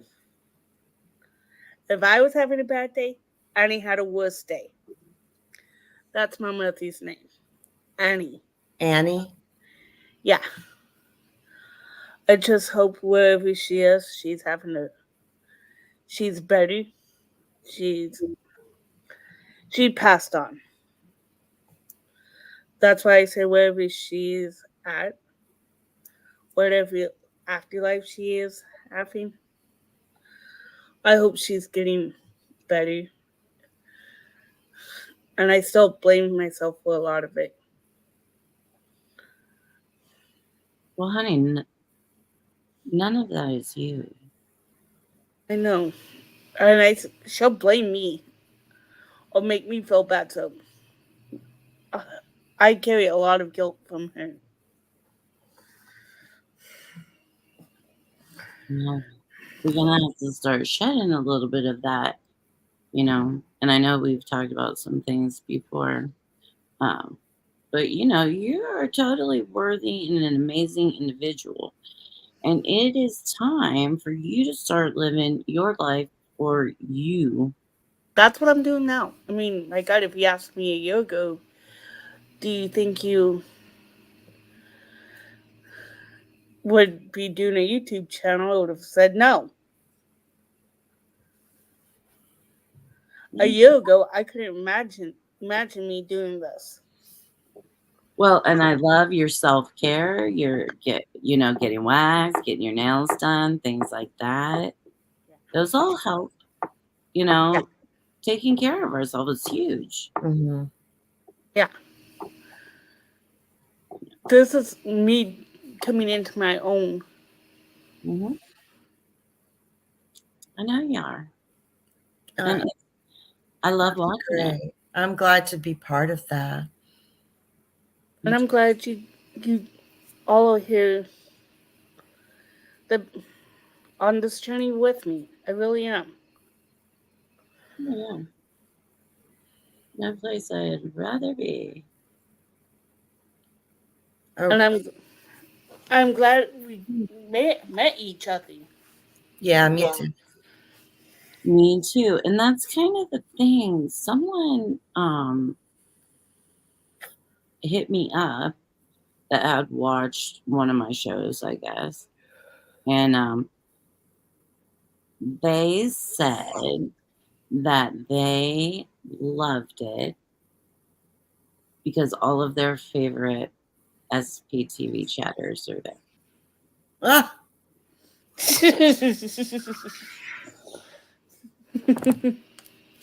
I felt much more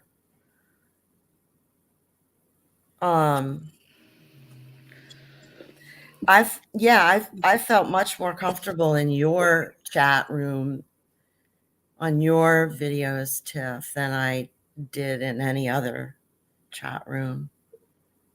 I'm glad. And I intend to keep it that way. Because we're all there for our own reasons. And, people don't always have to agree with each other, but they do need to respect each other. That's Mm-hmm. and it's just says it's 3:45 there. That's what I was looking at. I was like, I know. I don't get good sleep either. My sleeping pattern is all over the place. Me too. same here. Especially when the weather changes, like it is now. I live in the Midwest, and it's beautiful, but it's like rainy and achy in the knees and all that stuff. I was so shocked to learn that you're on East Coast time, Tiff. I am. I was like, I don't know. I mean, duh me. I thought it was just along the coast. I didn't realize that it went in that far. Yeah. It does. Well, what's next to me? Indiana. I think Indiana starts the Central Time. So I'm just right here on the border. Yeah, the border of Central Time. Yeah, it's weird because I'm from Utah, so I sometimes say Mountain Time, and I'm like, oh wait, I'm on Pacific Time, not Mountain. So, Tiff, are you one of those people? I heard someone. Oh, I think it was Emily D. Baker saying that since she moved to Nashville, she's so close to other time zones that it gets messed up. Like if she has an appointment and like she has to account for like going somewhere in a different time zone that's actually really close by. Do you have to deal with that too? No, I don't. No, I don't. But Tennessee is fairly small. And where she lives, she may just have to cross right over. Yeah. And I know a lot of like singers and things, I believe, live in her area. Close by where she lives. Seniors, did you say? Singers. Singers. Yeah. Oh yeah. Nashville. Yeah, rock stars or what have you. Yeah. I'm not sure, but Country stars. Yeah. Yeah. And I followed her for a long, long time as well. Grand Ole Opry. Yeah. I I'll know. be right back, ladies and gentlemen. Hmm? Been to Tennessee, but I haven't gone to the Grand Ole Opry. I've gone to like Gatlinburg. What's the other place? Knoxville. Right in there. It's nice. It's very beautiful. The Smoky Mountains. are all right there. So it's nice. But I gotta stay living here because I got the kid and then the baby. Mm-hmm. And now where am I gonna go? That's the way it is. Yeah. I originally, when we moved out here, um, my daughter had just graduated from high school, and she had a traumatic event happen during the senior year of her high school year. And so she moved the next county over. And so I moved the next county over just to be close. But at the same time, my husband's mom had moved to Florida. So I really thought we would just kind of be here for a short time and then go be with her in Florida for a little bit. But that never happened. We're still here. Mm. How do you feel about that? Are you okay with being there still? Did you want to move to Florida? You know, the truth is I would love to find a climate that works well with my body. Mm-hmm. Florida is most certainly not it, because there's so much humidity. But I was willing to go and enjoy it. But no, now that I have the grandbaby and my daughter is close and things like that, I I would never get that time back in a million years. So Mm-hmm. yeah, I'm fine being here. Right. Is that where you were raised? I was raised here in Ohio. Yeah. And then I've lived in different spots in Ohio to try to get as far away from home as possible, right? But but, but you can't go all the way. I'm sorry, say that again. I said, but I couldn't quite go all the way because, my daughter's dad was here and different things, and my family. So yeah, I stayed. And also, growing up with my great grandparents were first generation Italians. And so they grew up and created a community. Like everybody coming from Italy worked for this quarry and they all lived in this area. And they all helped each other. They all gardened, they all shared animals, like they helped each other build their houses, build everything. And so it was kind of the culture, like you don't go far from mama. You can't go far from mama. Right. And so that's how I've always felt. Like I really can't, not allowed to go far. Mm-hmm. And which is okay. Because I've gotten to have the relationships with the kids and things like that. Mm-hmm. And, I've actually moved the farthest from my family. I'm sorry, say that again. I actually, in 2 generations, I'm the only one that's moved far from my family. Uh-huh. Most of my family has been born, raised, lived, and died in Utah. Mhm. I literally moved away from Utah, not just to take care of my dad, but from me.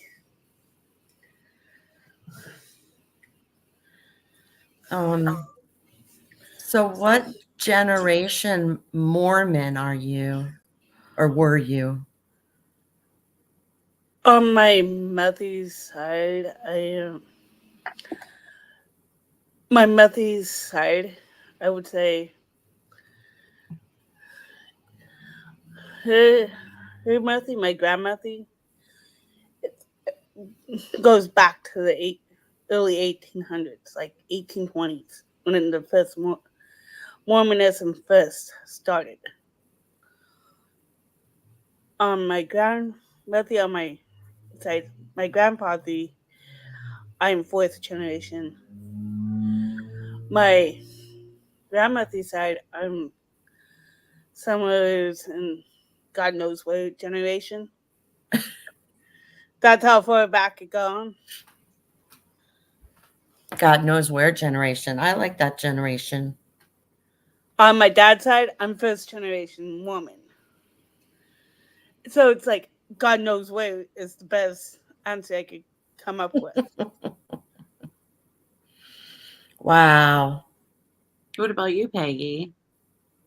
Have What been about me? What do you mean? Have you moved around? Not much really. Do you mean as like a kid or an adult or all of the above? I guess all of the above. Mm-hmm. All of it. So I grew up in Maryland in the Washington, D.C. suburbs. Mm. And we moved to, when I was a kid, we moved to Florida. I did not want to go. And that was we moved to Florida because my mom had some, I don't know,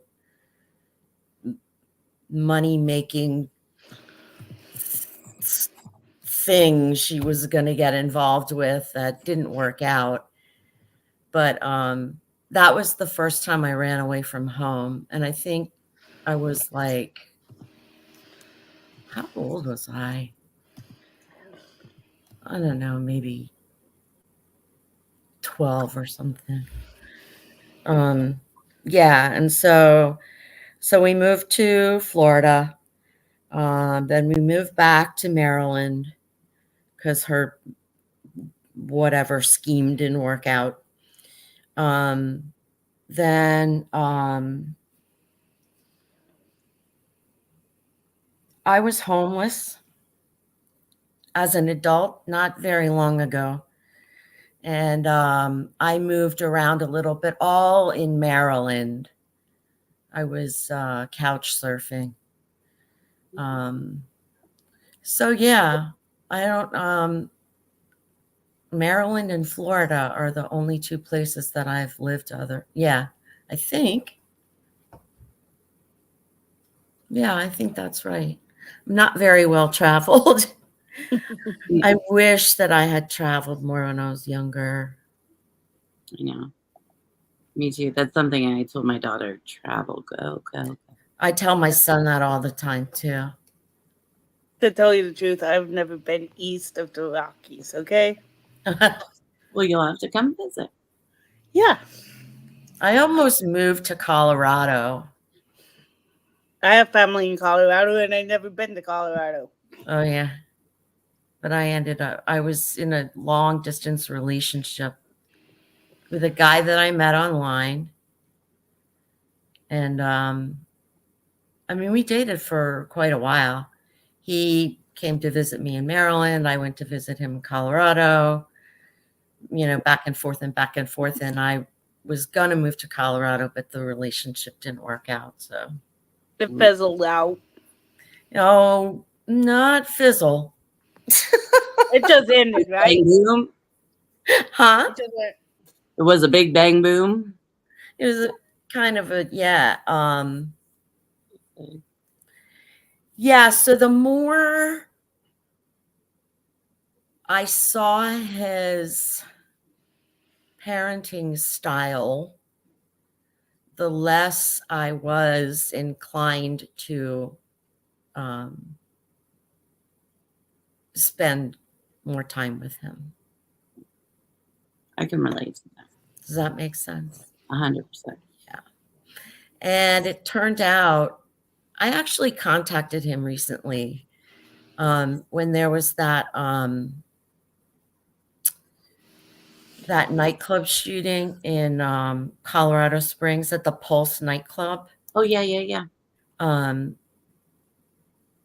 He lives in Colorado Springs, yeah. So I don't know, when that whole thing was in the news, it reminded me of him. So I texted to see if he still had the same phone number, and he did. And it turns out now that he's incredibly, he's a right-wing extremist, conspiracy theorist, like wants to move off grid, and just stuff I couldn't relate to at all. So we reconnected, but we didn't really talk for very long. Right. I have family that's that way, so and I'm pretty much on the left Mm-hmm. Well, for personal reasons. the political thing is just like you said, the right wing extremist. It's Yeah. extreme. Extreme. It is way too extreme. It scares the shit out of me, to be honest with you. Mhm. And I don't like it. Yeah. I have family that's so far on the right.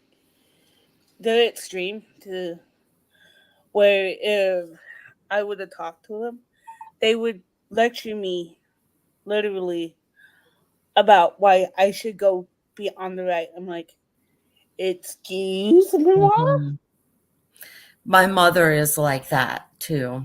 My mother is an extreme right My winger. auntie. Not as I- bad, not as bad as my ex-boyfriend that I was just talking about. She's not quite as bad as him, but she's bad. Yeah. We can't talk politics, but she tries to bait me all the time. And I used to engage. I don't anymore. It's just pointless.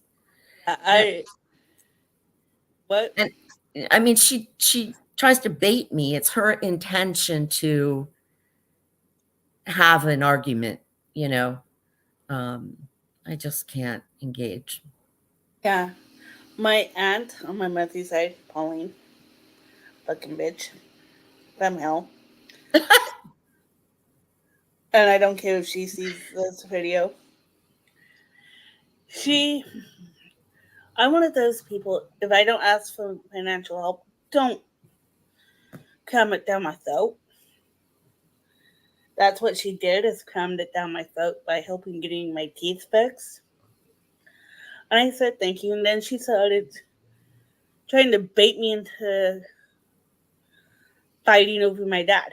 How she thinks he was a total loser, beat my brother's ass, which that only happened once. Who beat your brother's ass? My dad. Oh. My brother and I, Chubb, may he rest in peace. Love him to death. And What was his name? Jeff. Say again? Jeff. Jeff. Okay. Uh-oh. What happened to Tiff? I think she needed to step out. Oh. She would say, oh, he beat his ass and this and that, and he was a drunken alcoholic that was no good. And I turned around and said, if Jeff got beat, so did I. Did you see any welts on me? No. My dad pretty much treated us the same. I got my ass whooped once and once alone. And I know now I deserved it. I did something I had no business doing.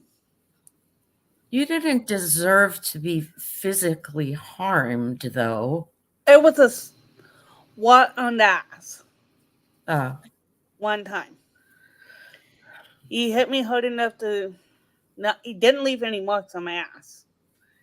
Just hit me hard enough to knock some sense into me. She tried to make him out to be he and abuse you, and then turn around in the same breath say, I should get him to pay for my dental work, and she shouldn't be paying for it.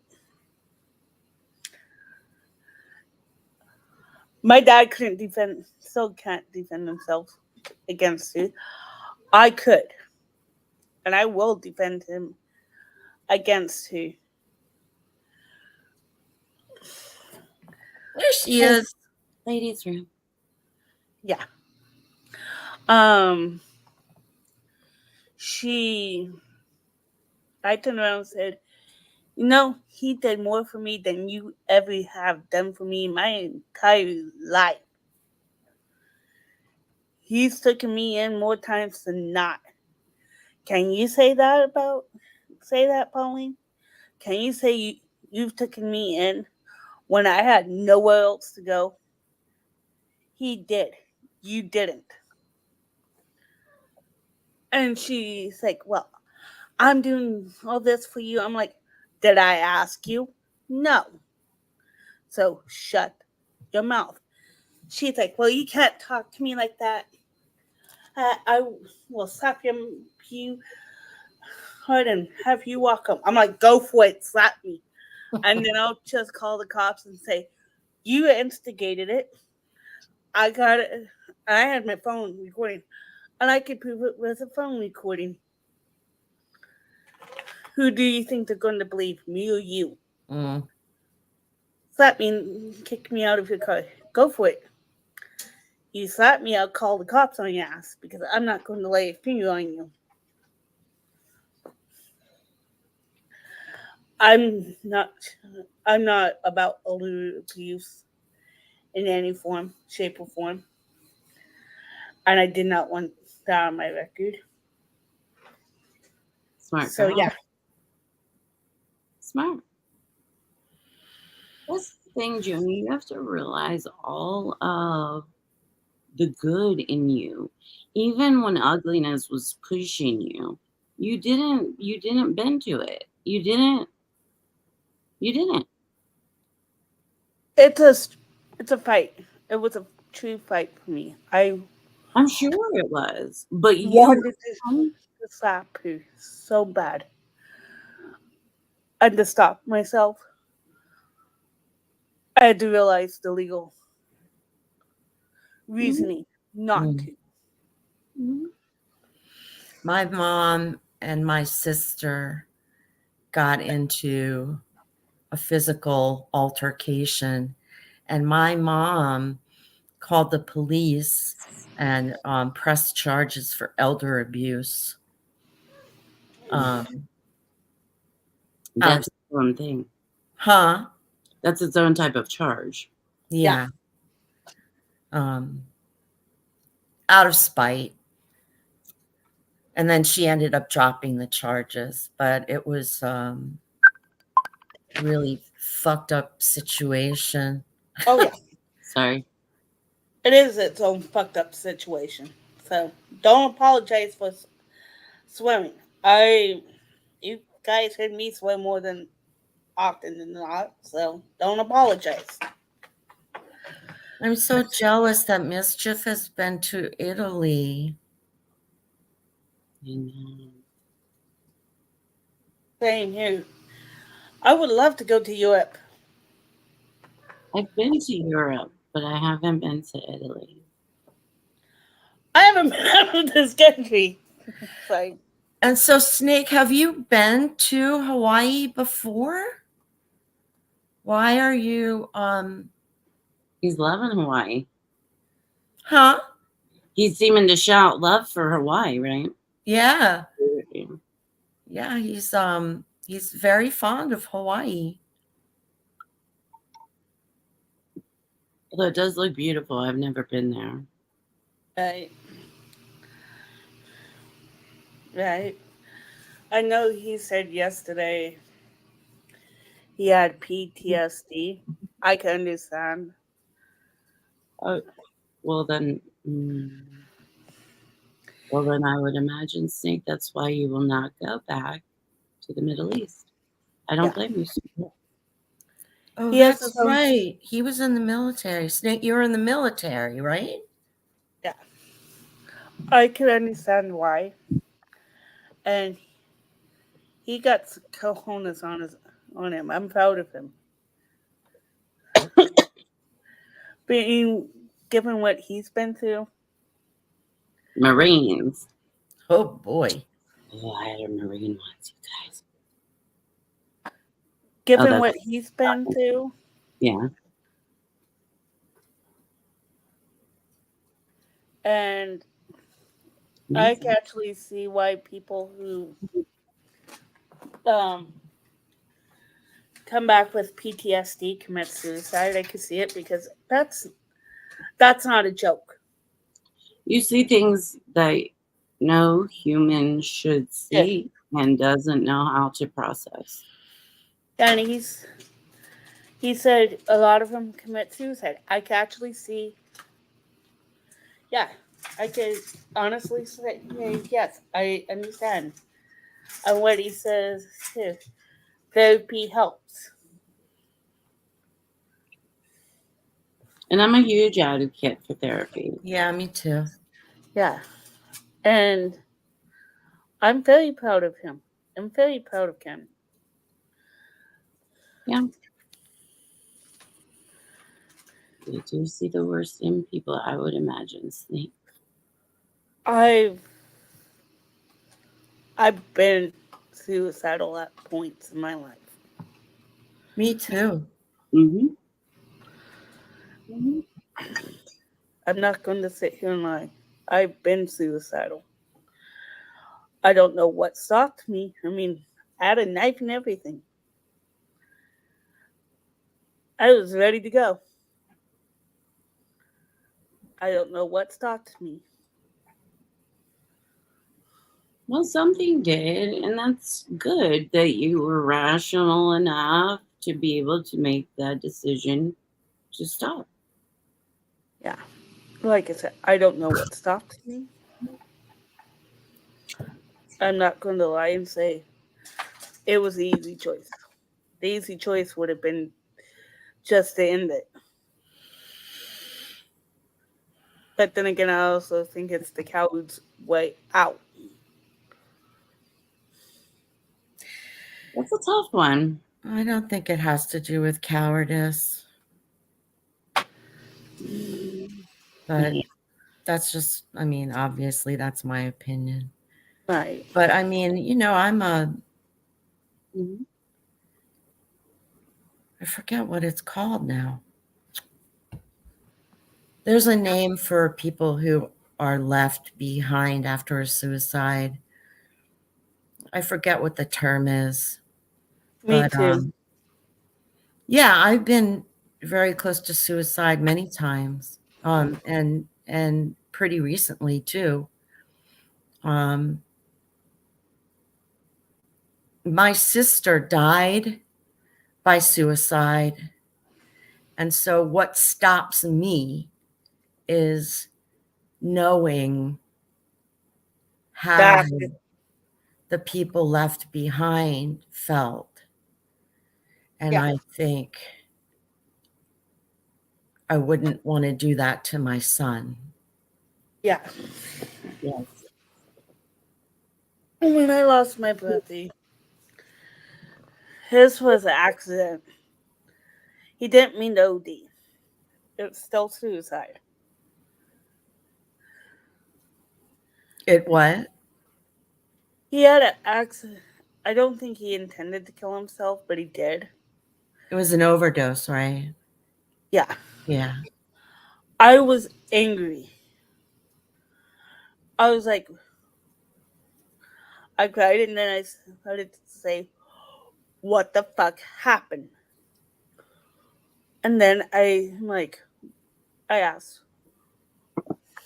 why? What could I have done?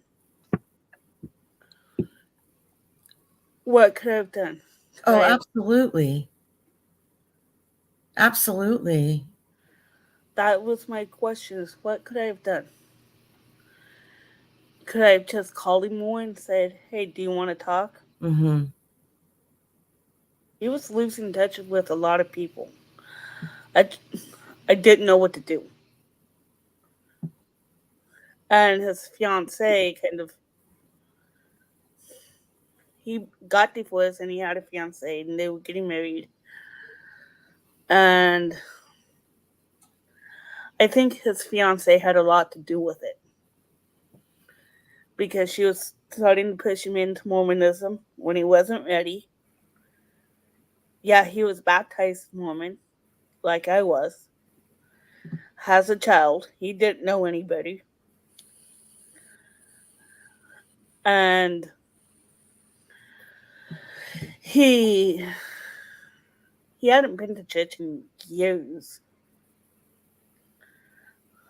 And she was one of those goody Mormons that really super involved in the Mormon church. And she was pushing him into going back to church and all these other things. And she was a drug rehab counselor, and she didn't even catch it. Oh, really? Yep. Wow. I knew something was wrong, and I was his sister, and I wasn't that close to him. And I caught that shit. I knew something was wrong, but I couldn't figure out what. You know that how you know something's wrong with somebody you're close to, but you can't figure out what it is? Yeah, that's the way it was with me and my birthday. I knew something was wrong before anybody told me something about it. About him. I knew. I knew Hugh, and I knew Hugh. I had that, you know, that sinking feeling you have when you know something's wrong and you can't figure out what it is. Mm-hmm. That's. I knew the day he died something was wrong. I didn't find out until the day after. I knew something was wrong, and I cried. But even before that, I knew something was wrong. He wasn't talking to me. He wasn't talking to anybody I could get in contact with. So it's like, what could I have done to change this fate? That is the heaviest weight on people who are close to someone who takes their own life. I felt the same way with my sister. What could I have done? How could I have, but And the hardest thing is he left 3 beautiful daughters behind. And I love those girls more than anything. can I show you a picture of my sister? Sure. I've been missing her a lot lately.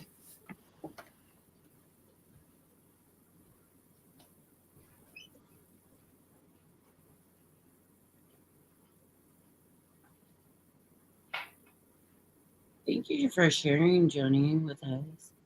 Oh, I know it's hard every time, but it does show us how much your brother meant to you. he meant so much to me. And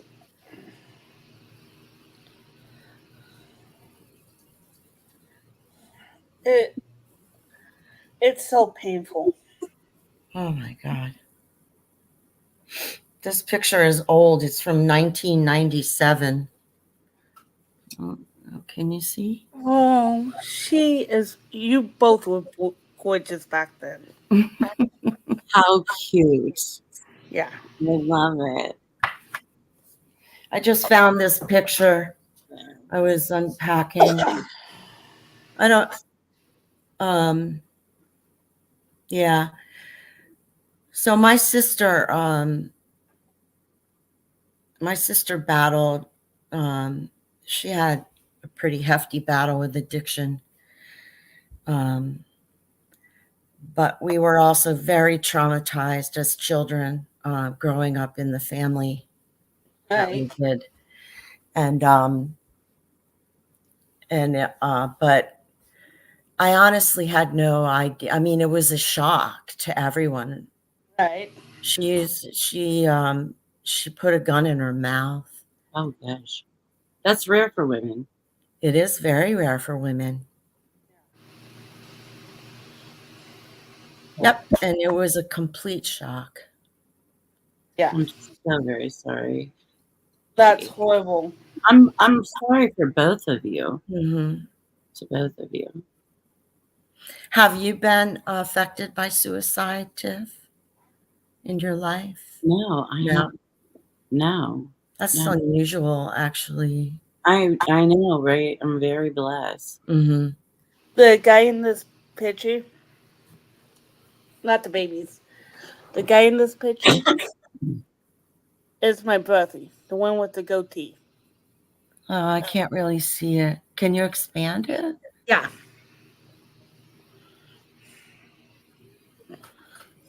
Can you see him now? Oh, he's gorgeous. Yeah. He's That's adorable. my brother. That's the one that died 13 years ago. Mm-hmm.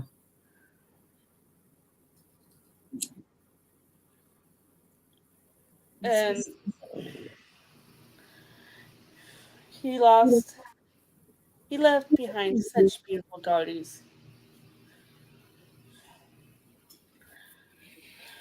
Is this getting too heavy? I don't want to make anyone uncomfortable. You know, I'm in for as heavy as it gets. Huh?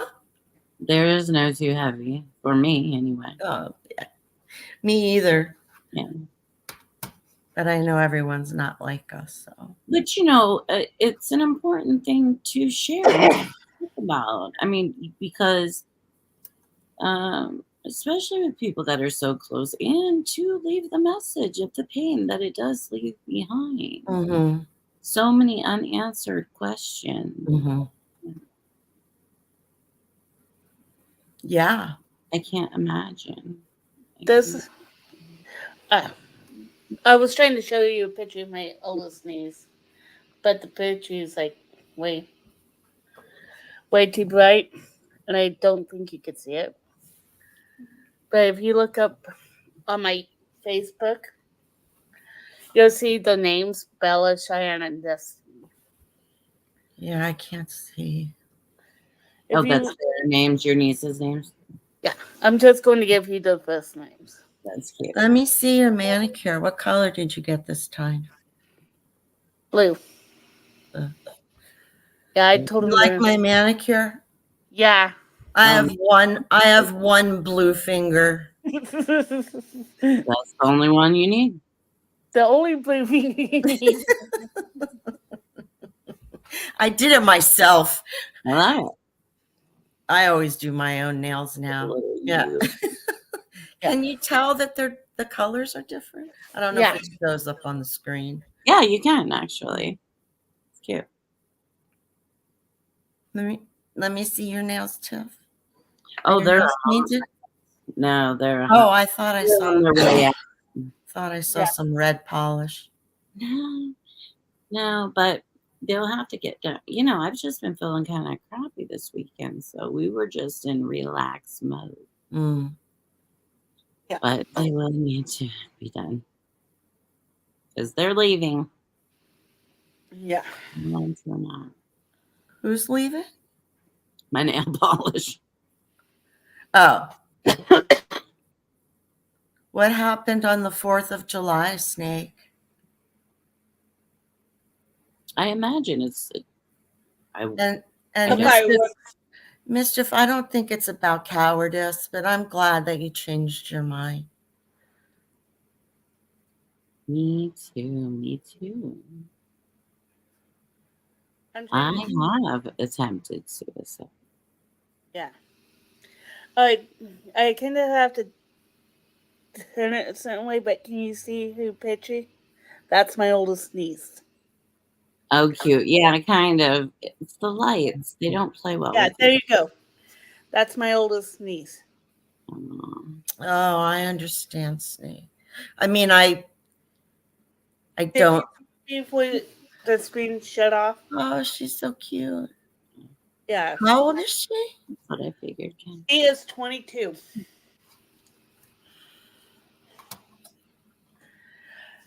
And the reason why I know that is because she was born in 2001. I'm having such struggles with my son right now, you guys. It's killing me. I don't know what is going on. How old is he? He's 26. Call him up. 26. I have. Is he not answering you? He's not responding, and something is up. Like something is wrong. I don't know. This has been going on for a while. Have you thought about doing a welfare check on him? I have thought about it, but then he'll reply to me. And then do it anyways, just in case.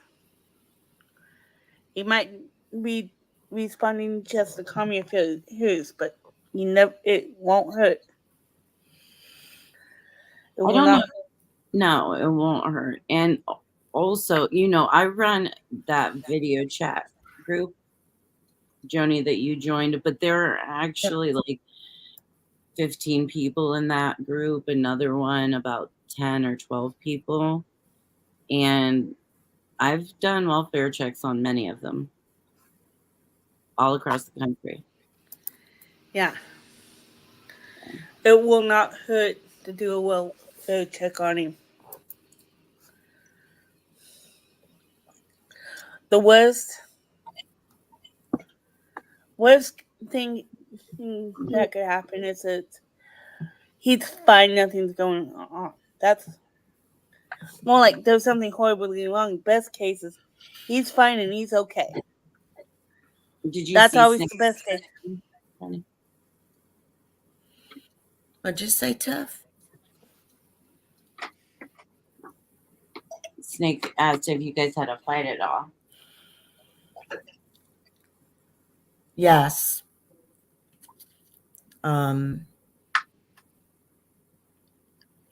We had the worst fight we've ever had in, I think it was May of this year.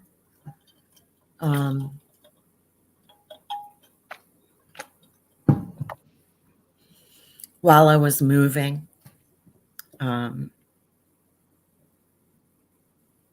Yeah. I'll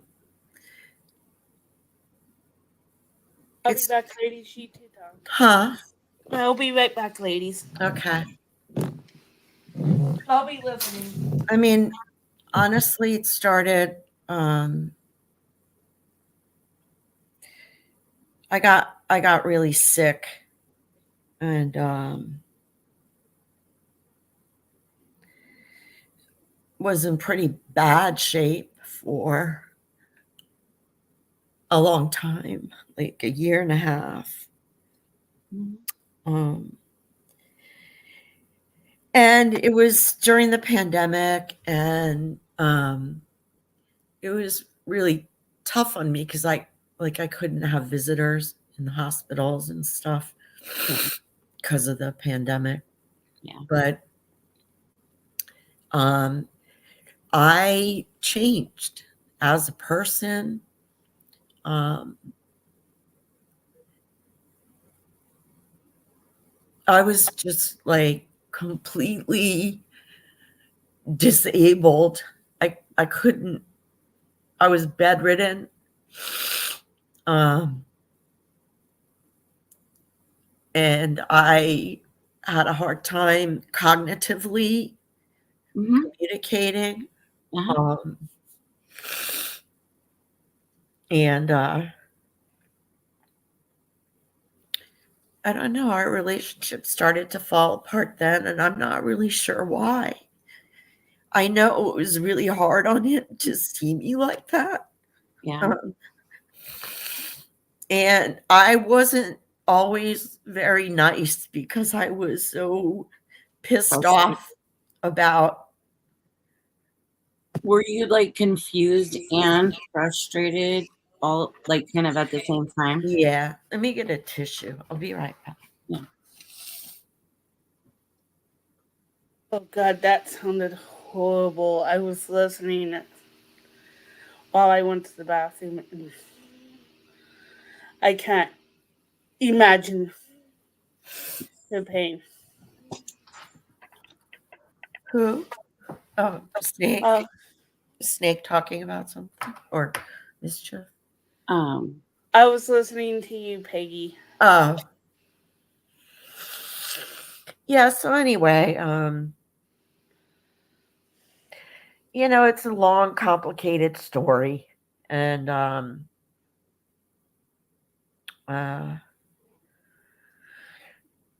yeah. But I mean, I don't know what the hell's going on. He had a big loss recently too, but this. So I think I told you that his boss. Oh, thank you. His boss was murdered. Uh,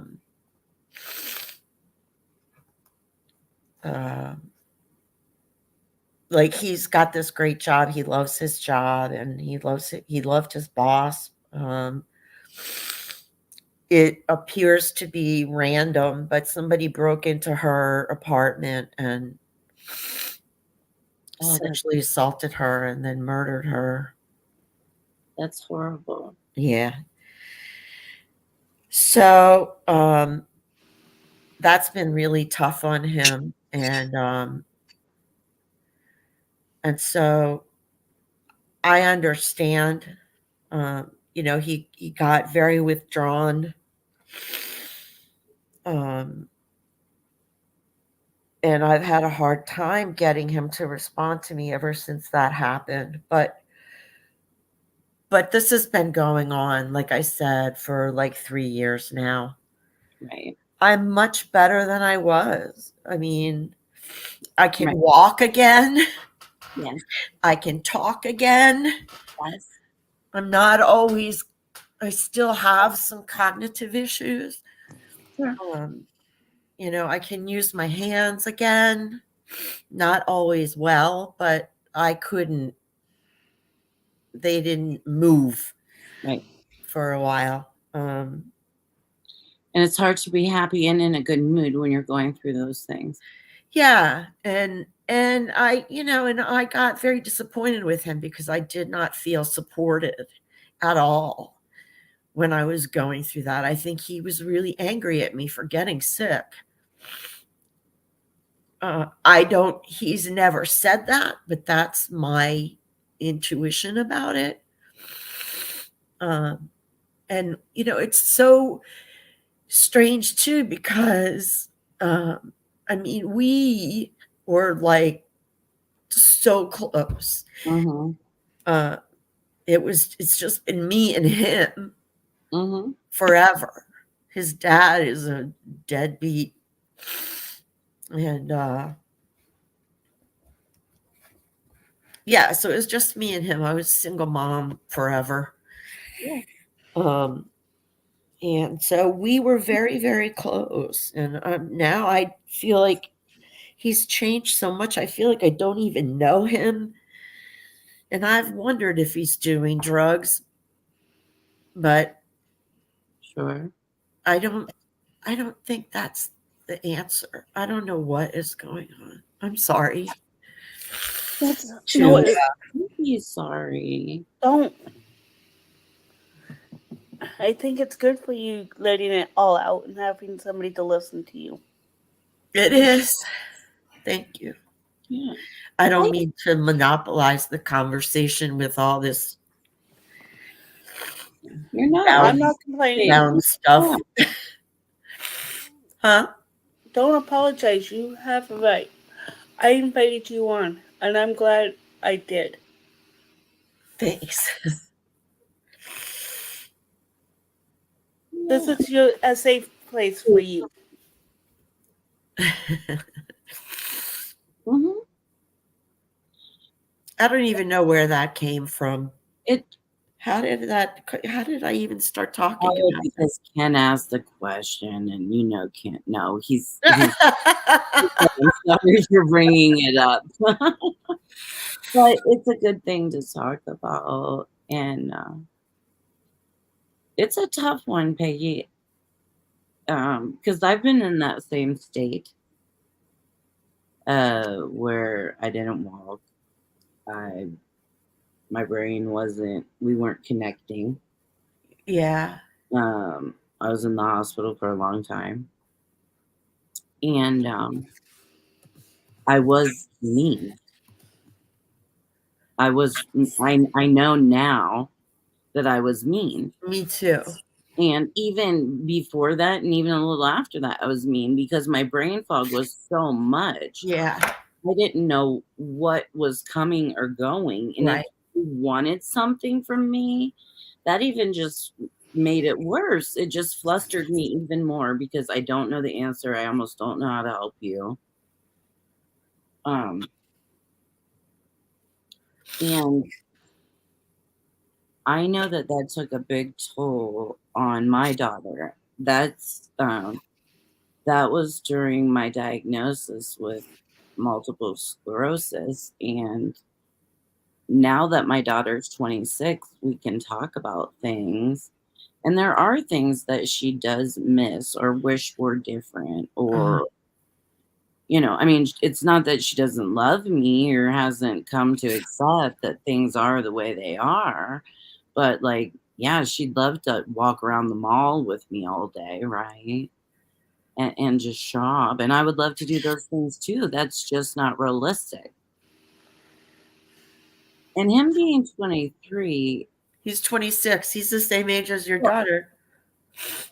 but if this started 3 years ago with your sickness, not that it necessarily matters, but it's almost like, what do I do with this? I'm not trying to give him an out on bad behavior, but if it's only been just the two of you, always, and he saw you like that, I would bet more than anything it scared the crap out of him. Oh yeah. Absolutely. Yeah. I mean, I almost died. There was a point where in the hospital, I contracted a sepsis infection, Mhm. and I literally almost died. Mhm. And it did. It scared the shit out of him. And I don't know if you guys can get to a place where you can talk about it a little bit. I don't know. I mean, I hope that you can. And maybe some time will tell. But he also needs to talk to you. And Ken says he's sorry. I'll bring it up. So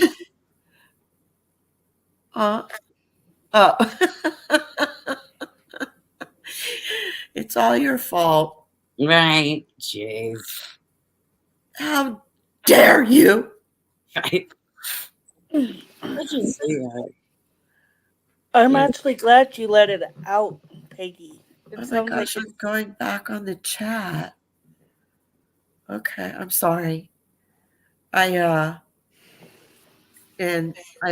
not sorry actually. I need to stop saying that. Yeah. don't be sorry. I First things I said to Joni when we started talking, isn't it? Do you remember that? I say that Don't to be- other people all the time, and I still do it. I'm like, Please don't be sorry. I feel like it's been very cathartic for you. Yeah, it has. Thank you. And I love what Mischief had said.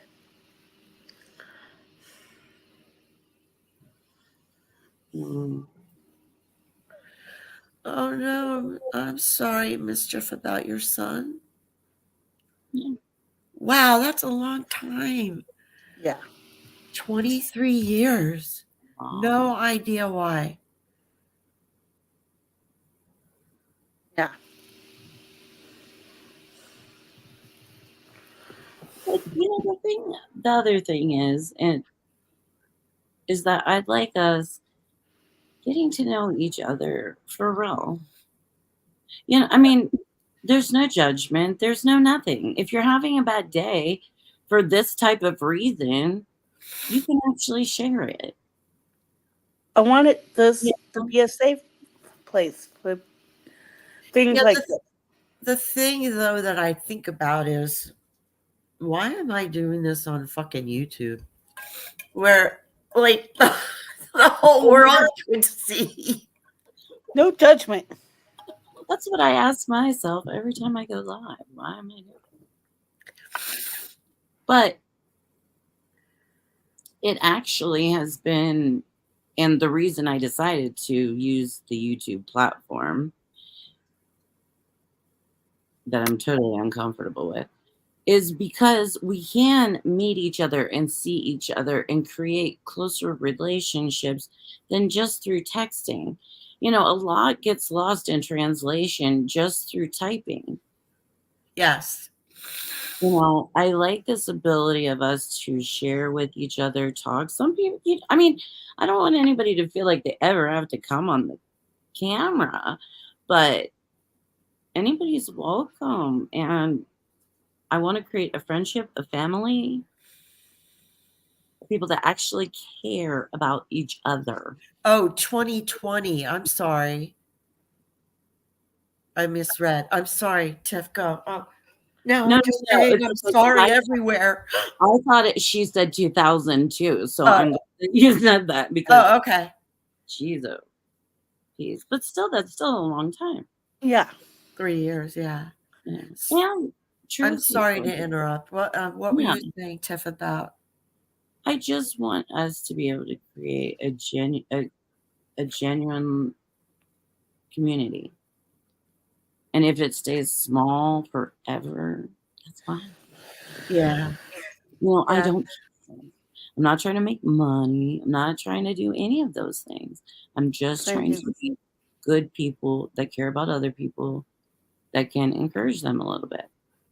We all need more of that in our life. Yeah. I know, I do. Yeah. And we can't always talk this way to our families or this or that, So I think it's a great place to share and realize in our chats anyway, everybody can relate in one way or another. They're supportive. They're genuinely caring. Yeah, I mean, it's so interesting to know, like, that you understood getting so sick and being mean during that time, not really knowing it. Like, not at the time, you don't realize. And then with Bubs sharing that she's, not talked to her son, like, it's just like, oh my gosh, how can I have so much in common with these strangers? But it's so nice. Yeah, and that's the thing. Different people sharing their different experiences will have things in common with other people that have similar experiences. I'm actually glad I did it alive tonight. Look what came of it. Me too. We found out more about each other. Yeah. You invited me. And I'm glad I invited you to. I really am. I'm glad you did too. Yeah.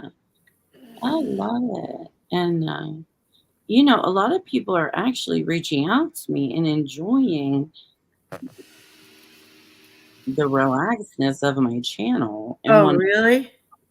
Yeah. I love what Fresh Prince said. People that you don't know are watching, or that find you later. People like I know who they are. Or people you know. people I know from different avenues. Yeah. Oh, I see. Yeah. Yeah. So we'll see. Yeah, like it said, what Fish Prince said. We only have one like you said, y'all was close. I get it. I got my mom. Well, I through the good and the bad, and then mischief.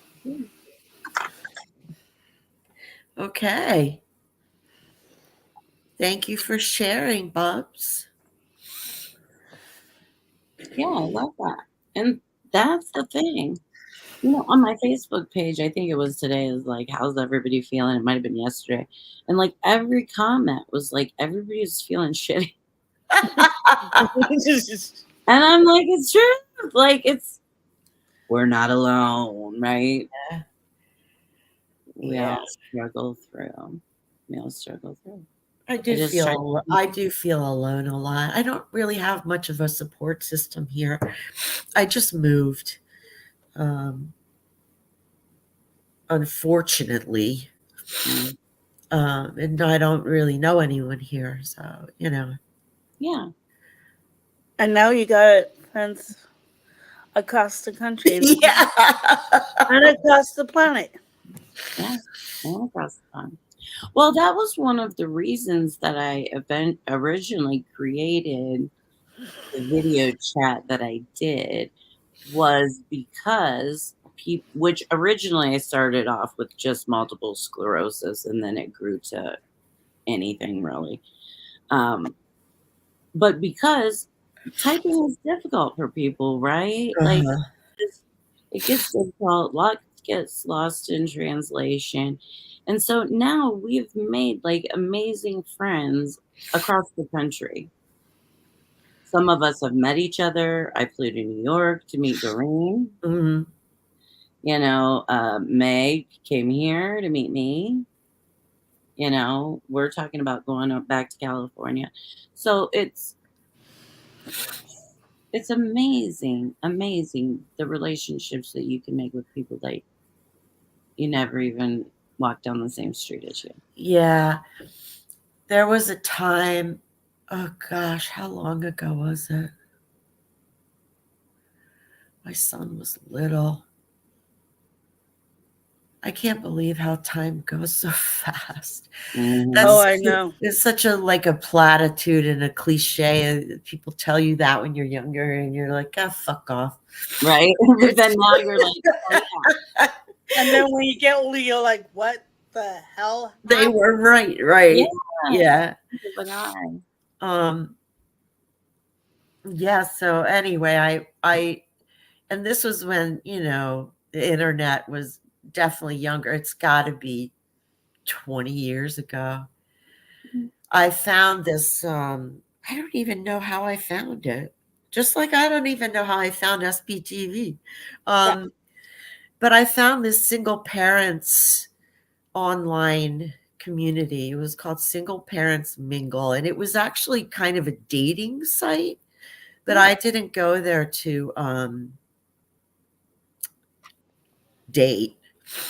But I made some really good friends. We've lost touch over the years, all of us, but yeah. So I mean, you can meet great people on the internet, but then again, I've had terrible experiences meeting people on the internet too.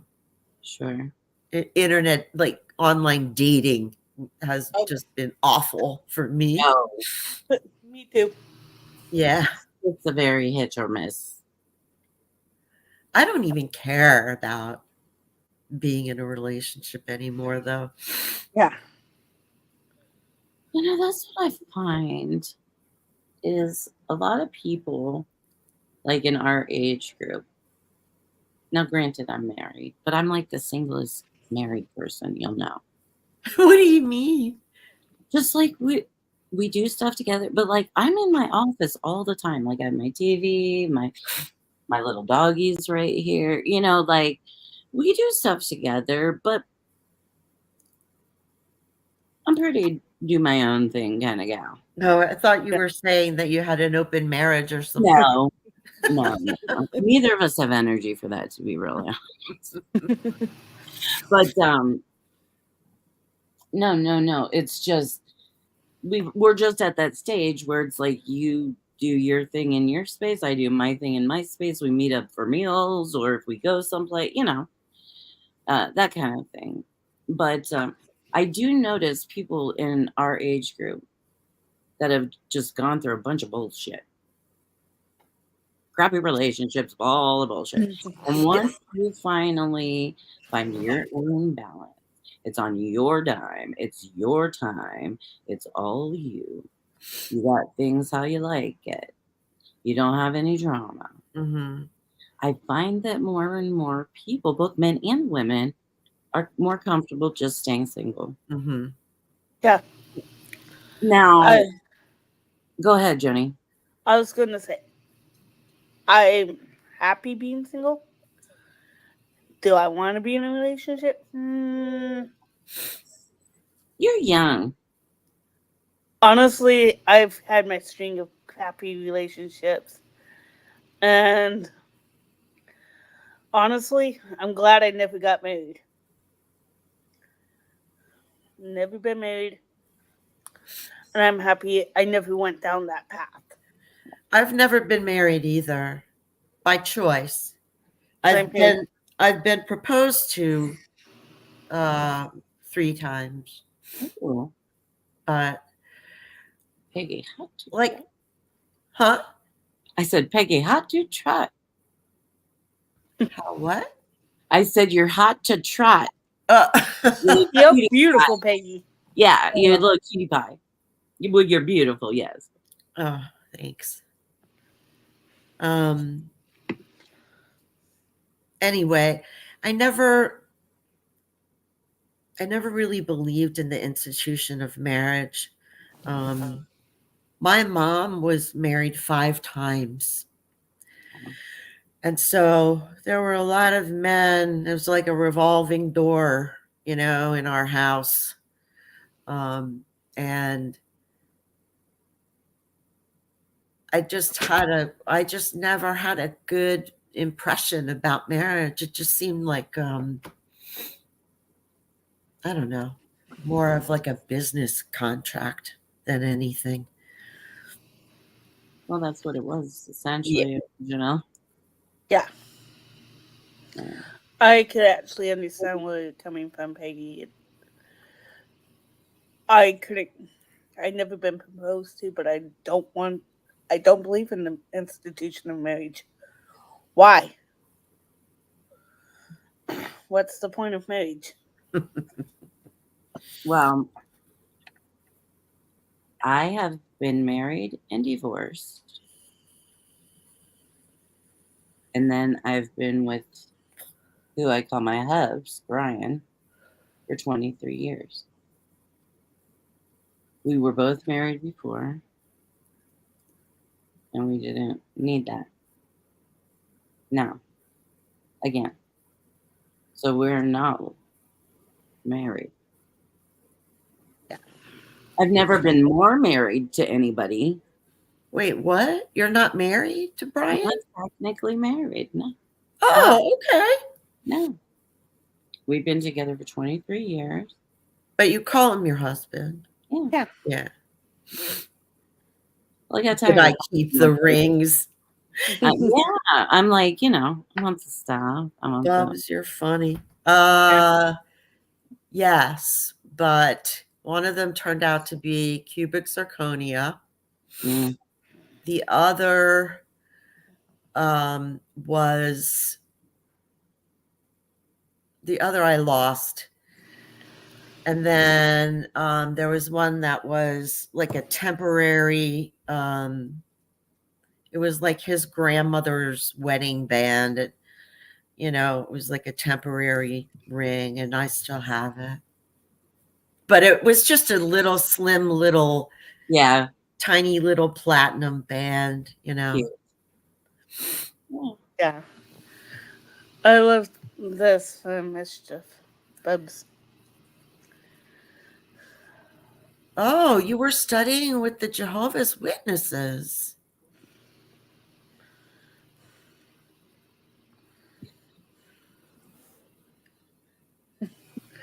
And Fresh she Prince is still here.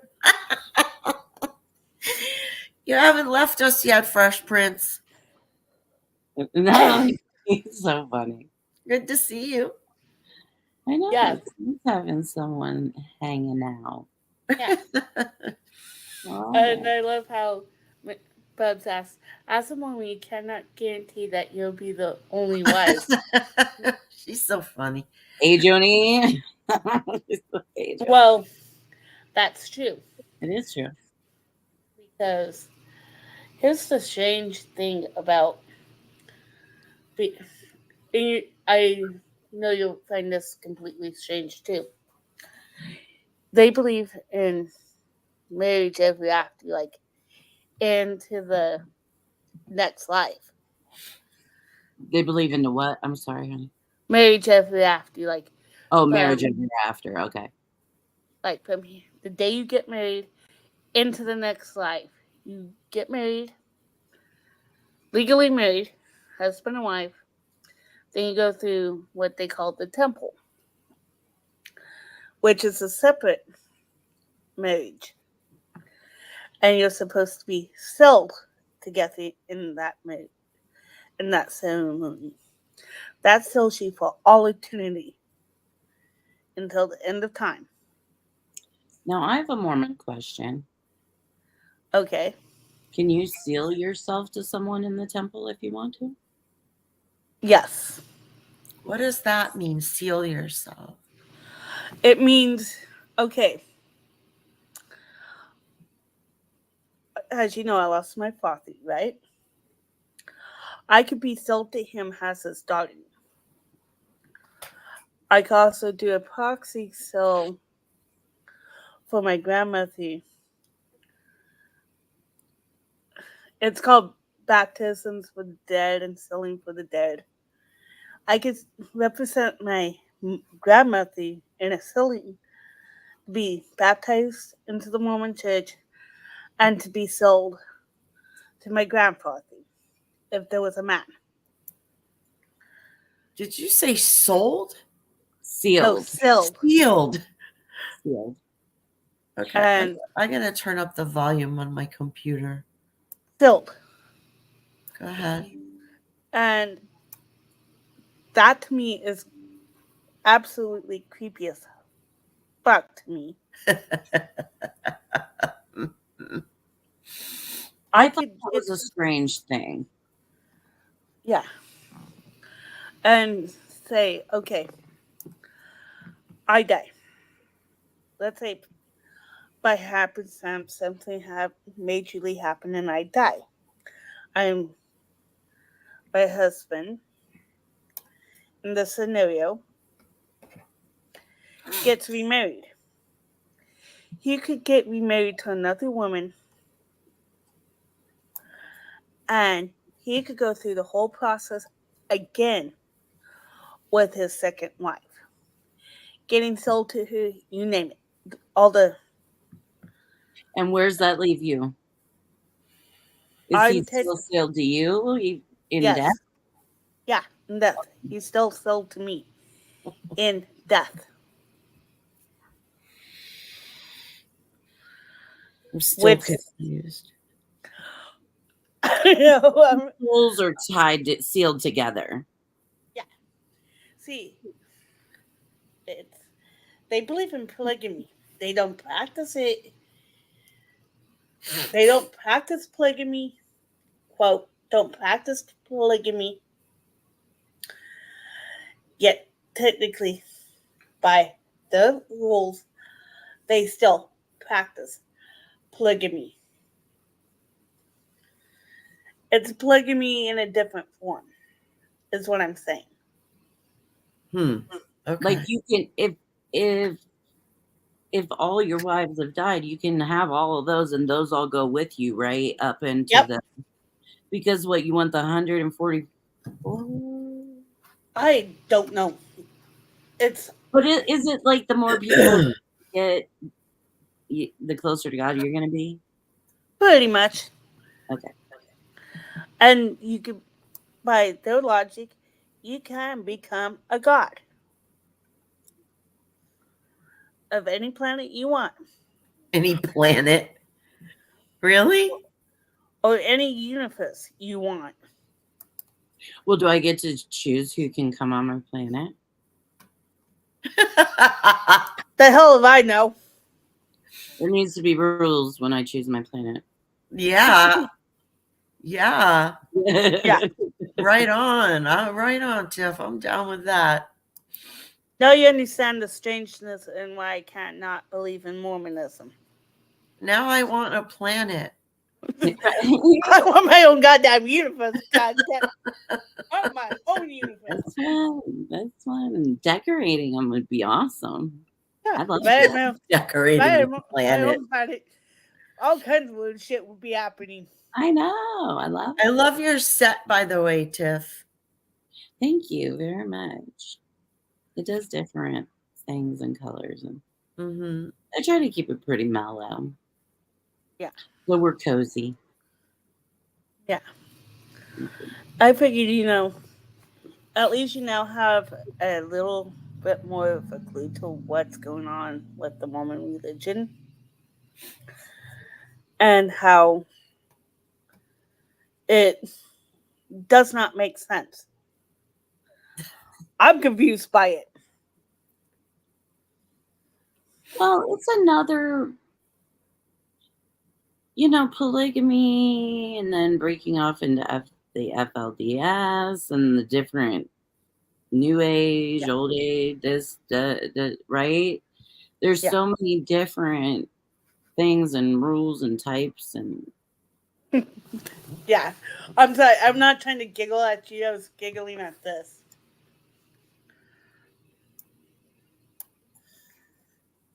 At the what? Chat? Yeah, Joni, they could take it up at any point. I could use a few. I could do with a few husbands. A joiner, a plumber, an electrician, a chauffeur, and a sex god. okay. Oh, that's so funny. Yeah. But they can't all live here. Like, Right. I mean, this one's like, he gets to stay. Yeah, I love what Ken said. I said when I mentioned polygamy, he's like, I can barely have no one wife. Well, and that is the truth of polygamy, is they don't handle their wives very well. They are not treated like you see on flipping TV. They don't live in big houses and all that pajamas. They live in and squeeze themselves into stuff. Yeah, and I was like, it was this weird thing. I was explaining the beginning of Mormonism. And the first thing I said, Joseph Smith is a con artist. He's, and for those who, how should I put it? We all know about LOH as that first prince. He's like the LOH of the 1800s kind of thing. Yeah. Mm-hmm.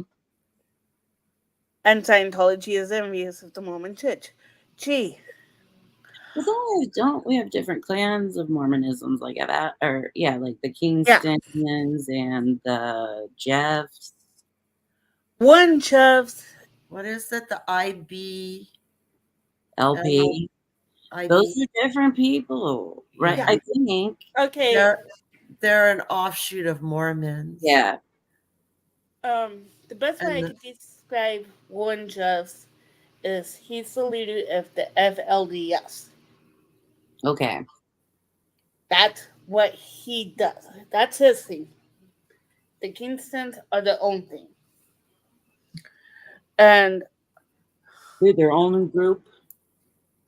And the AUB, they're another offshoot, right? Yeah. Yeah, I forgot about them. Yeah, it's weird. It's like you got all these I'll be right back. Okay. All these weird offshoots. Yeah.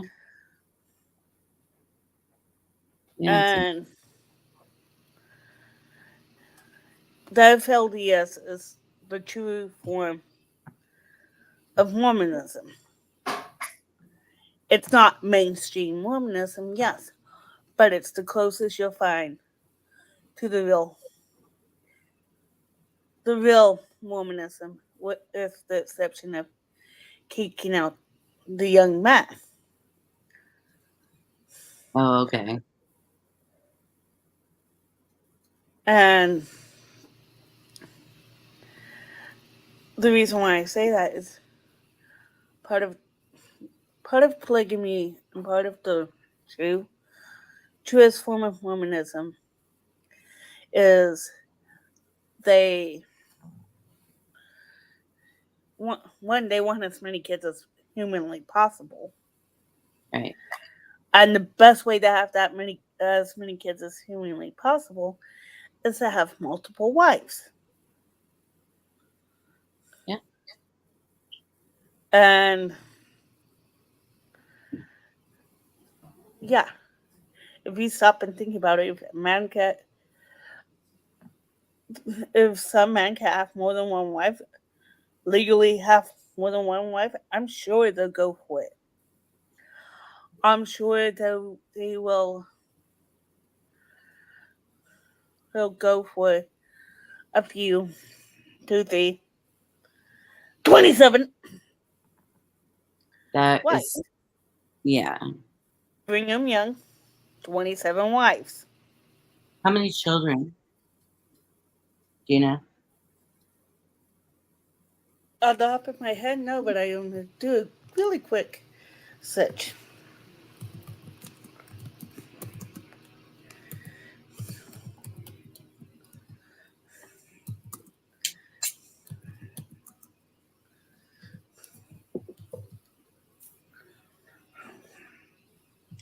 Who wants so many? Yeah.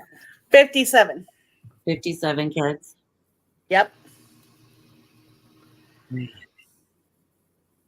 I had to actually look that up because I wasn't sure, because I knew it was up there. Yeah. That's so many kids. You couldn't possibly have a relationship with each one of them. No. And if I'm looking it up, you know that's bad. Yeah. It's crazy. Crazy.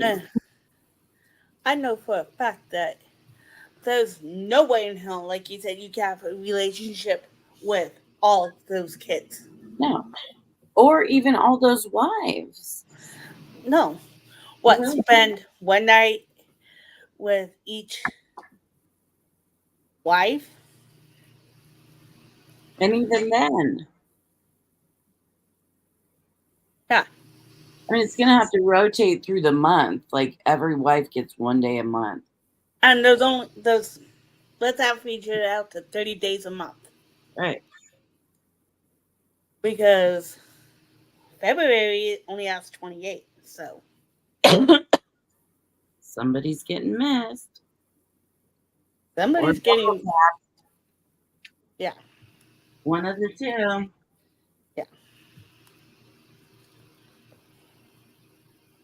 I find religion so interesting. I just looked it up again. Brigham Young, a polygamist, had 56 wives, 57 children. 56 wives and only 57 children. Yeah. Wow.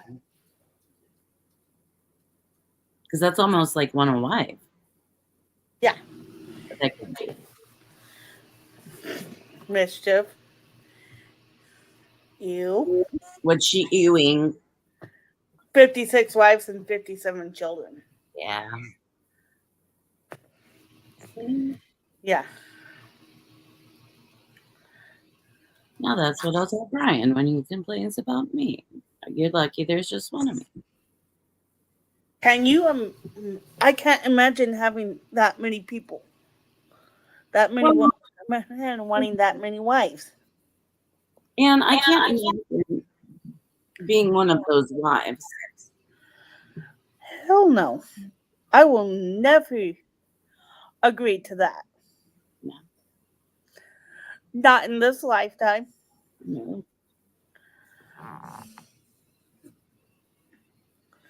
That's on.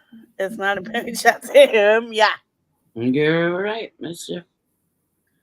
That's not a marriage. That is a him.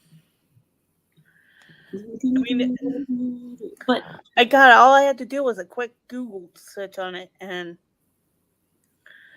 yeah. that is crazy. It's too many. It's too many. And they weren't living excellent. From a lot of the research that I've done, and I'm not saying I've researched everything, but like reading farther back, they weren't really living, they were living in squalor, really, with Yeah. many children, little food, Yeah. and their husbands would just go off. Oh, yeah. Oh, God, yeah. Because they don't know any different, Mischief.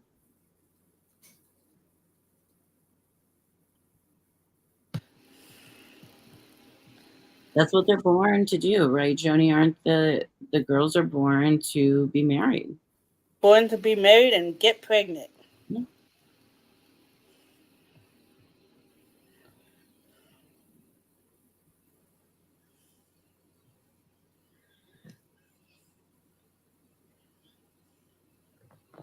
Yeah, he was Fresh Prince. He was trying to populate the planet.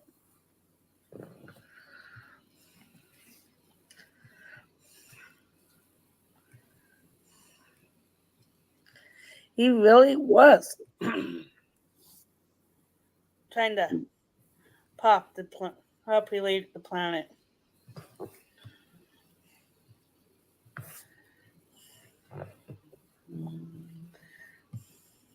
A lot of these huge religions that make so much money, Yeah. that could be doing so much good in the world. Yeah. They're so self-serving. Yeah. At least Joseph Joseph Smith had the common decency to keep it down to 40. But not the common decency to make them all over 18. Right. Wow. He was a man whore just like Brigham Young.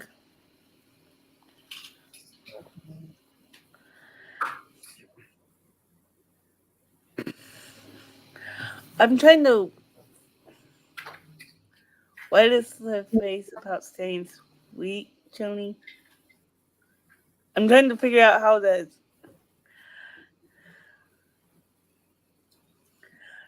They want the women to stay Keep chaste. sweet and pray. Is that it? Yeah. Be pregnant. Have as many kids as you could possibly have. Be a good, sweet little wife. And do what Father tells you. What? And do what Father tells you. Right? I mean, I'll do what my daddy Your tells me. Father says, but the Father tells. Coffee. What, Yeah. honey? I don't know what you want. I don't know what you want. Meow, meow, meow.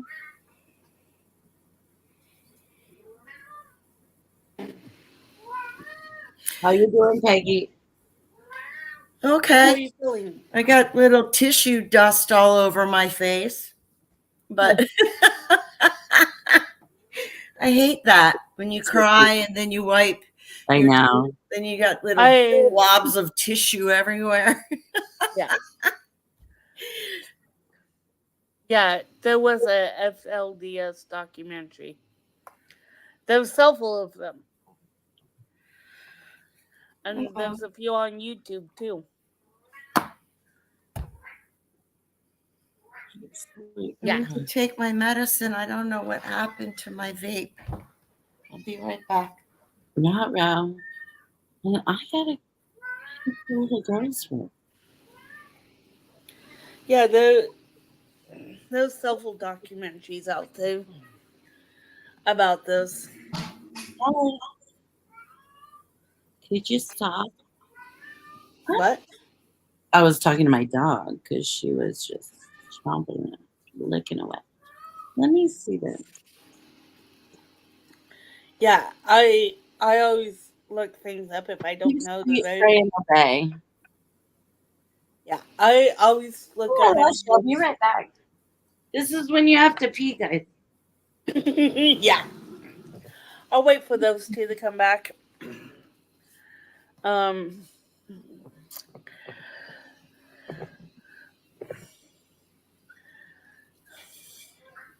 no fresh bench. You didn't go to the wrong school. This is an education in Mormonism, bad days, people dealing with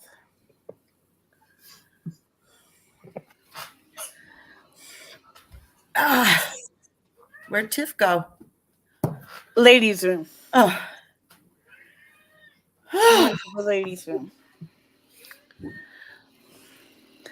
I was telling them about Brigham Young's 56 wives and 57 children. Oh my gosh.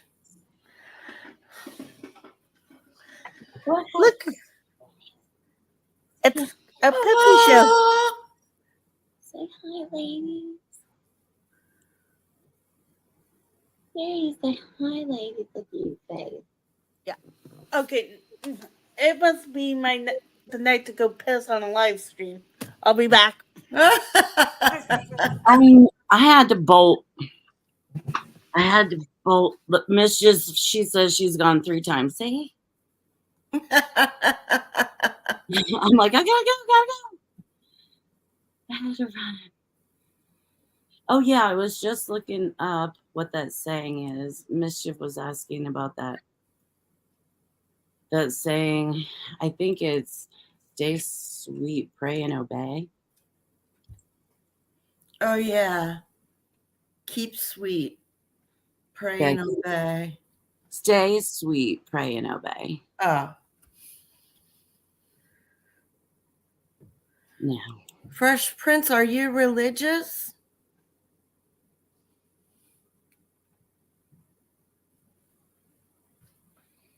Hi. Yes, Mischief, I'm with you. She says, I can't cough, laugh, sneeze, jump anymore without worrying what might happen. Right there with you, sister. I get that too. I know. It's tough being a woman.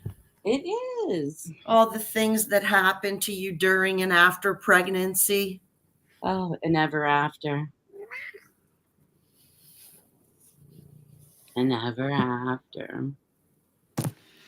And that's a really common thing with people with MS. Oh, yeah. Yeah. Yeah. Well, Mischief yoga makes everybody fart. Just saying. It's the squats. Yeah, squats.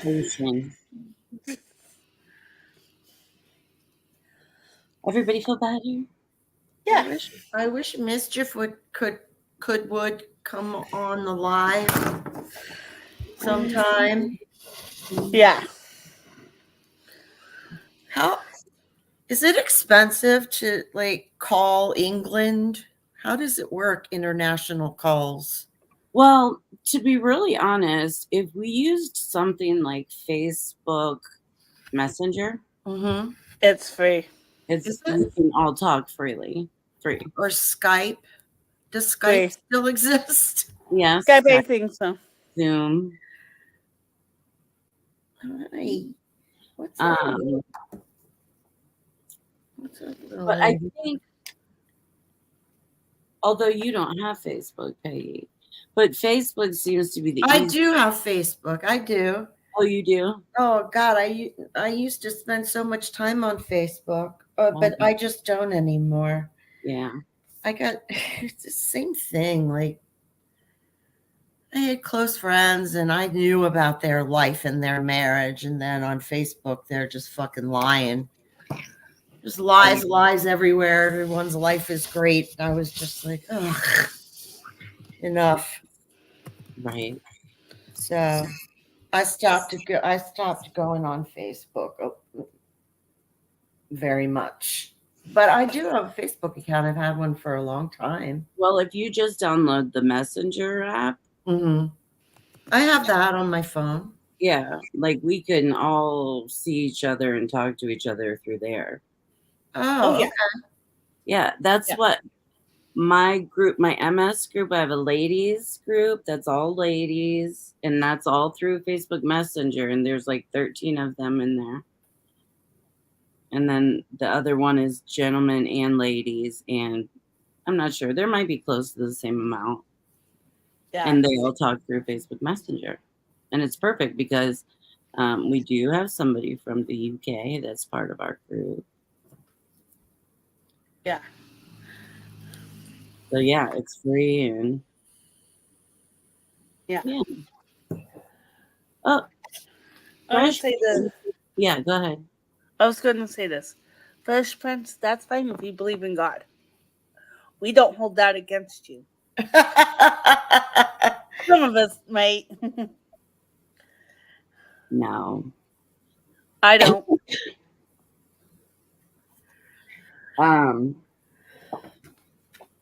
You know, like I said the other day, I think faith is a good thing to have. Yeah. What is? Faith. Faith. In something. Faith. Oh, yeah. I think faith is good to have in something, as long as it's not destructive. You're not hurting people. Fresh Prince, MySpace doesn't exist anymore, does it? If he got it, he's the only one on it. Oh my God, I remember when MySpace started. I was all over MySpace. I remember my little Pomeranian had her own MySpace. Ridiculous. Oh, damn, it does exist. I just looked it up. Did you? Oh, really? Yeah. I wonder if it's making a comeback. Is it? I don't know. I Um, really don't know. What was his name again? Fresh Prince? No, Facebook. Bill or Bob. He was friends with everybody. The guy that started it. He was one of my, yeah. Oh, the guy that was everybody's friend at the beginning? Yeah, he like started MySpace. Yeah. And he was everybody's friend. I know. I don't remember his name, but I do remember his little picture. Yeah. Oh, Mischief. Okay. Okay, Mischief. It was good hanging out with you. Oh, yeah. So good to hang out with you. So nice. AOL. I know for a fact AOL still exists. Yeah.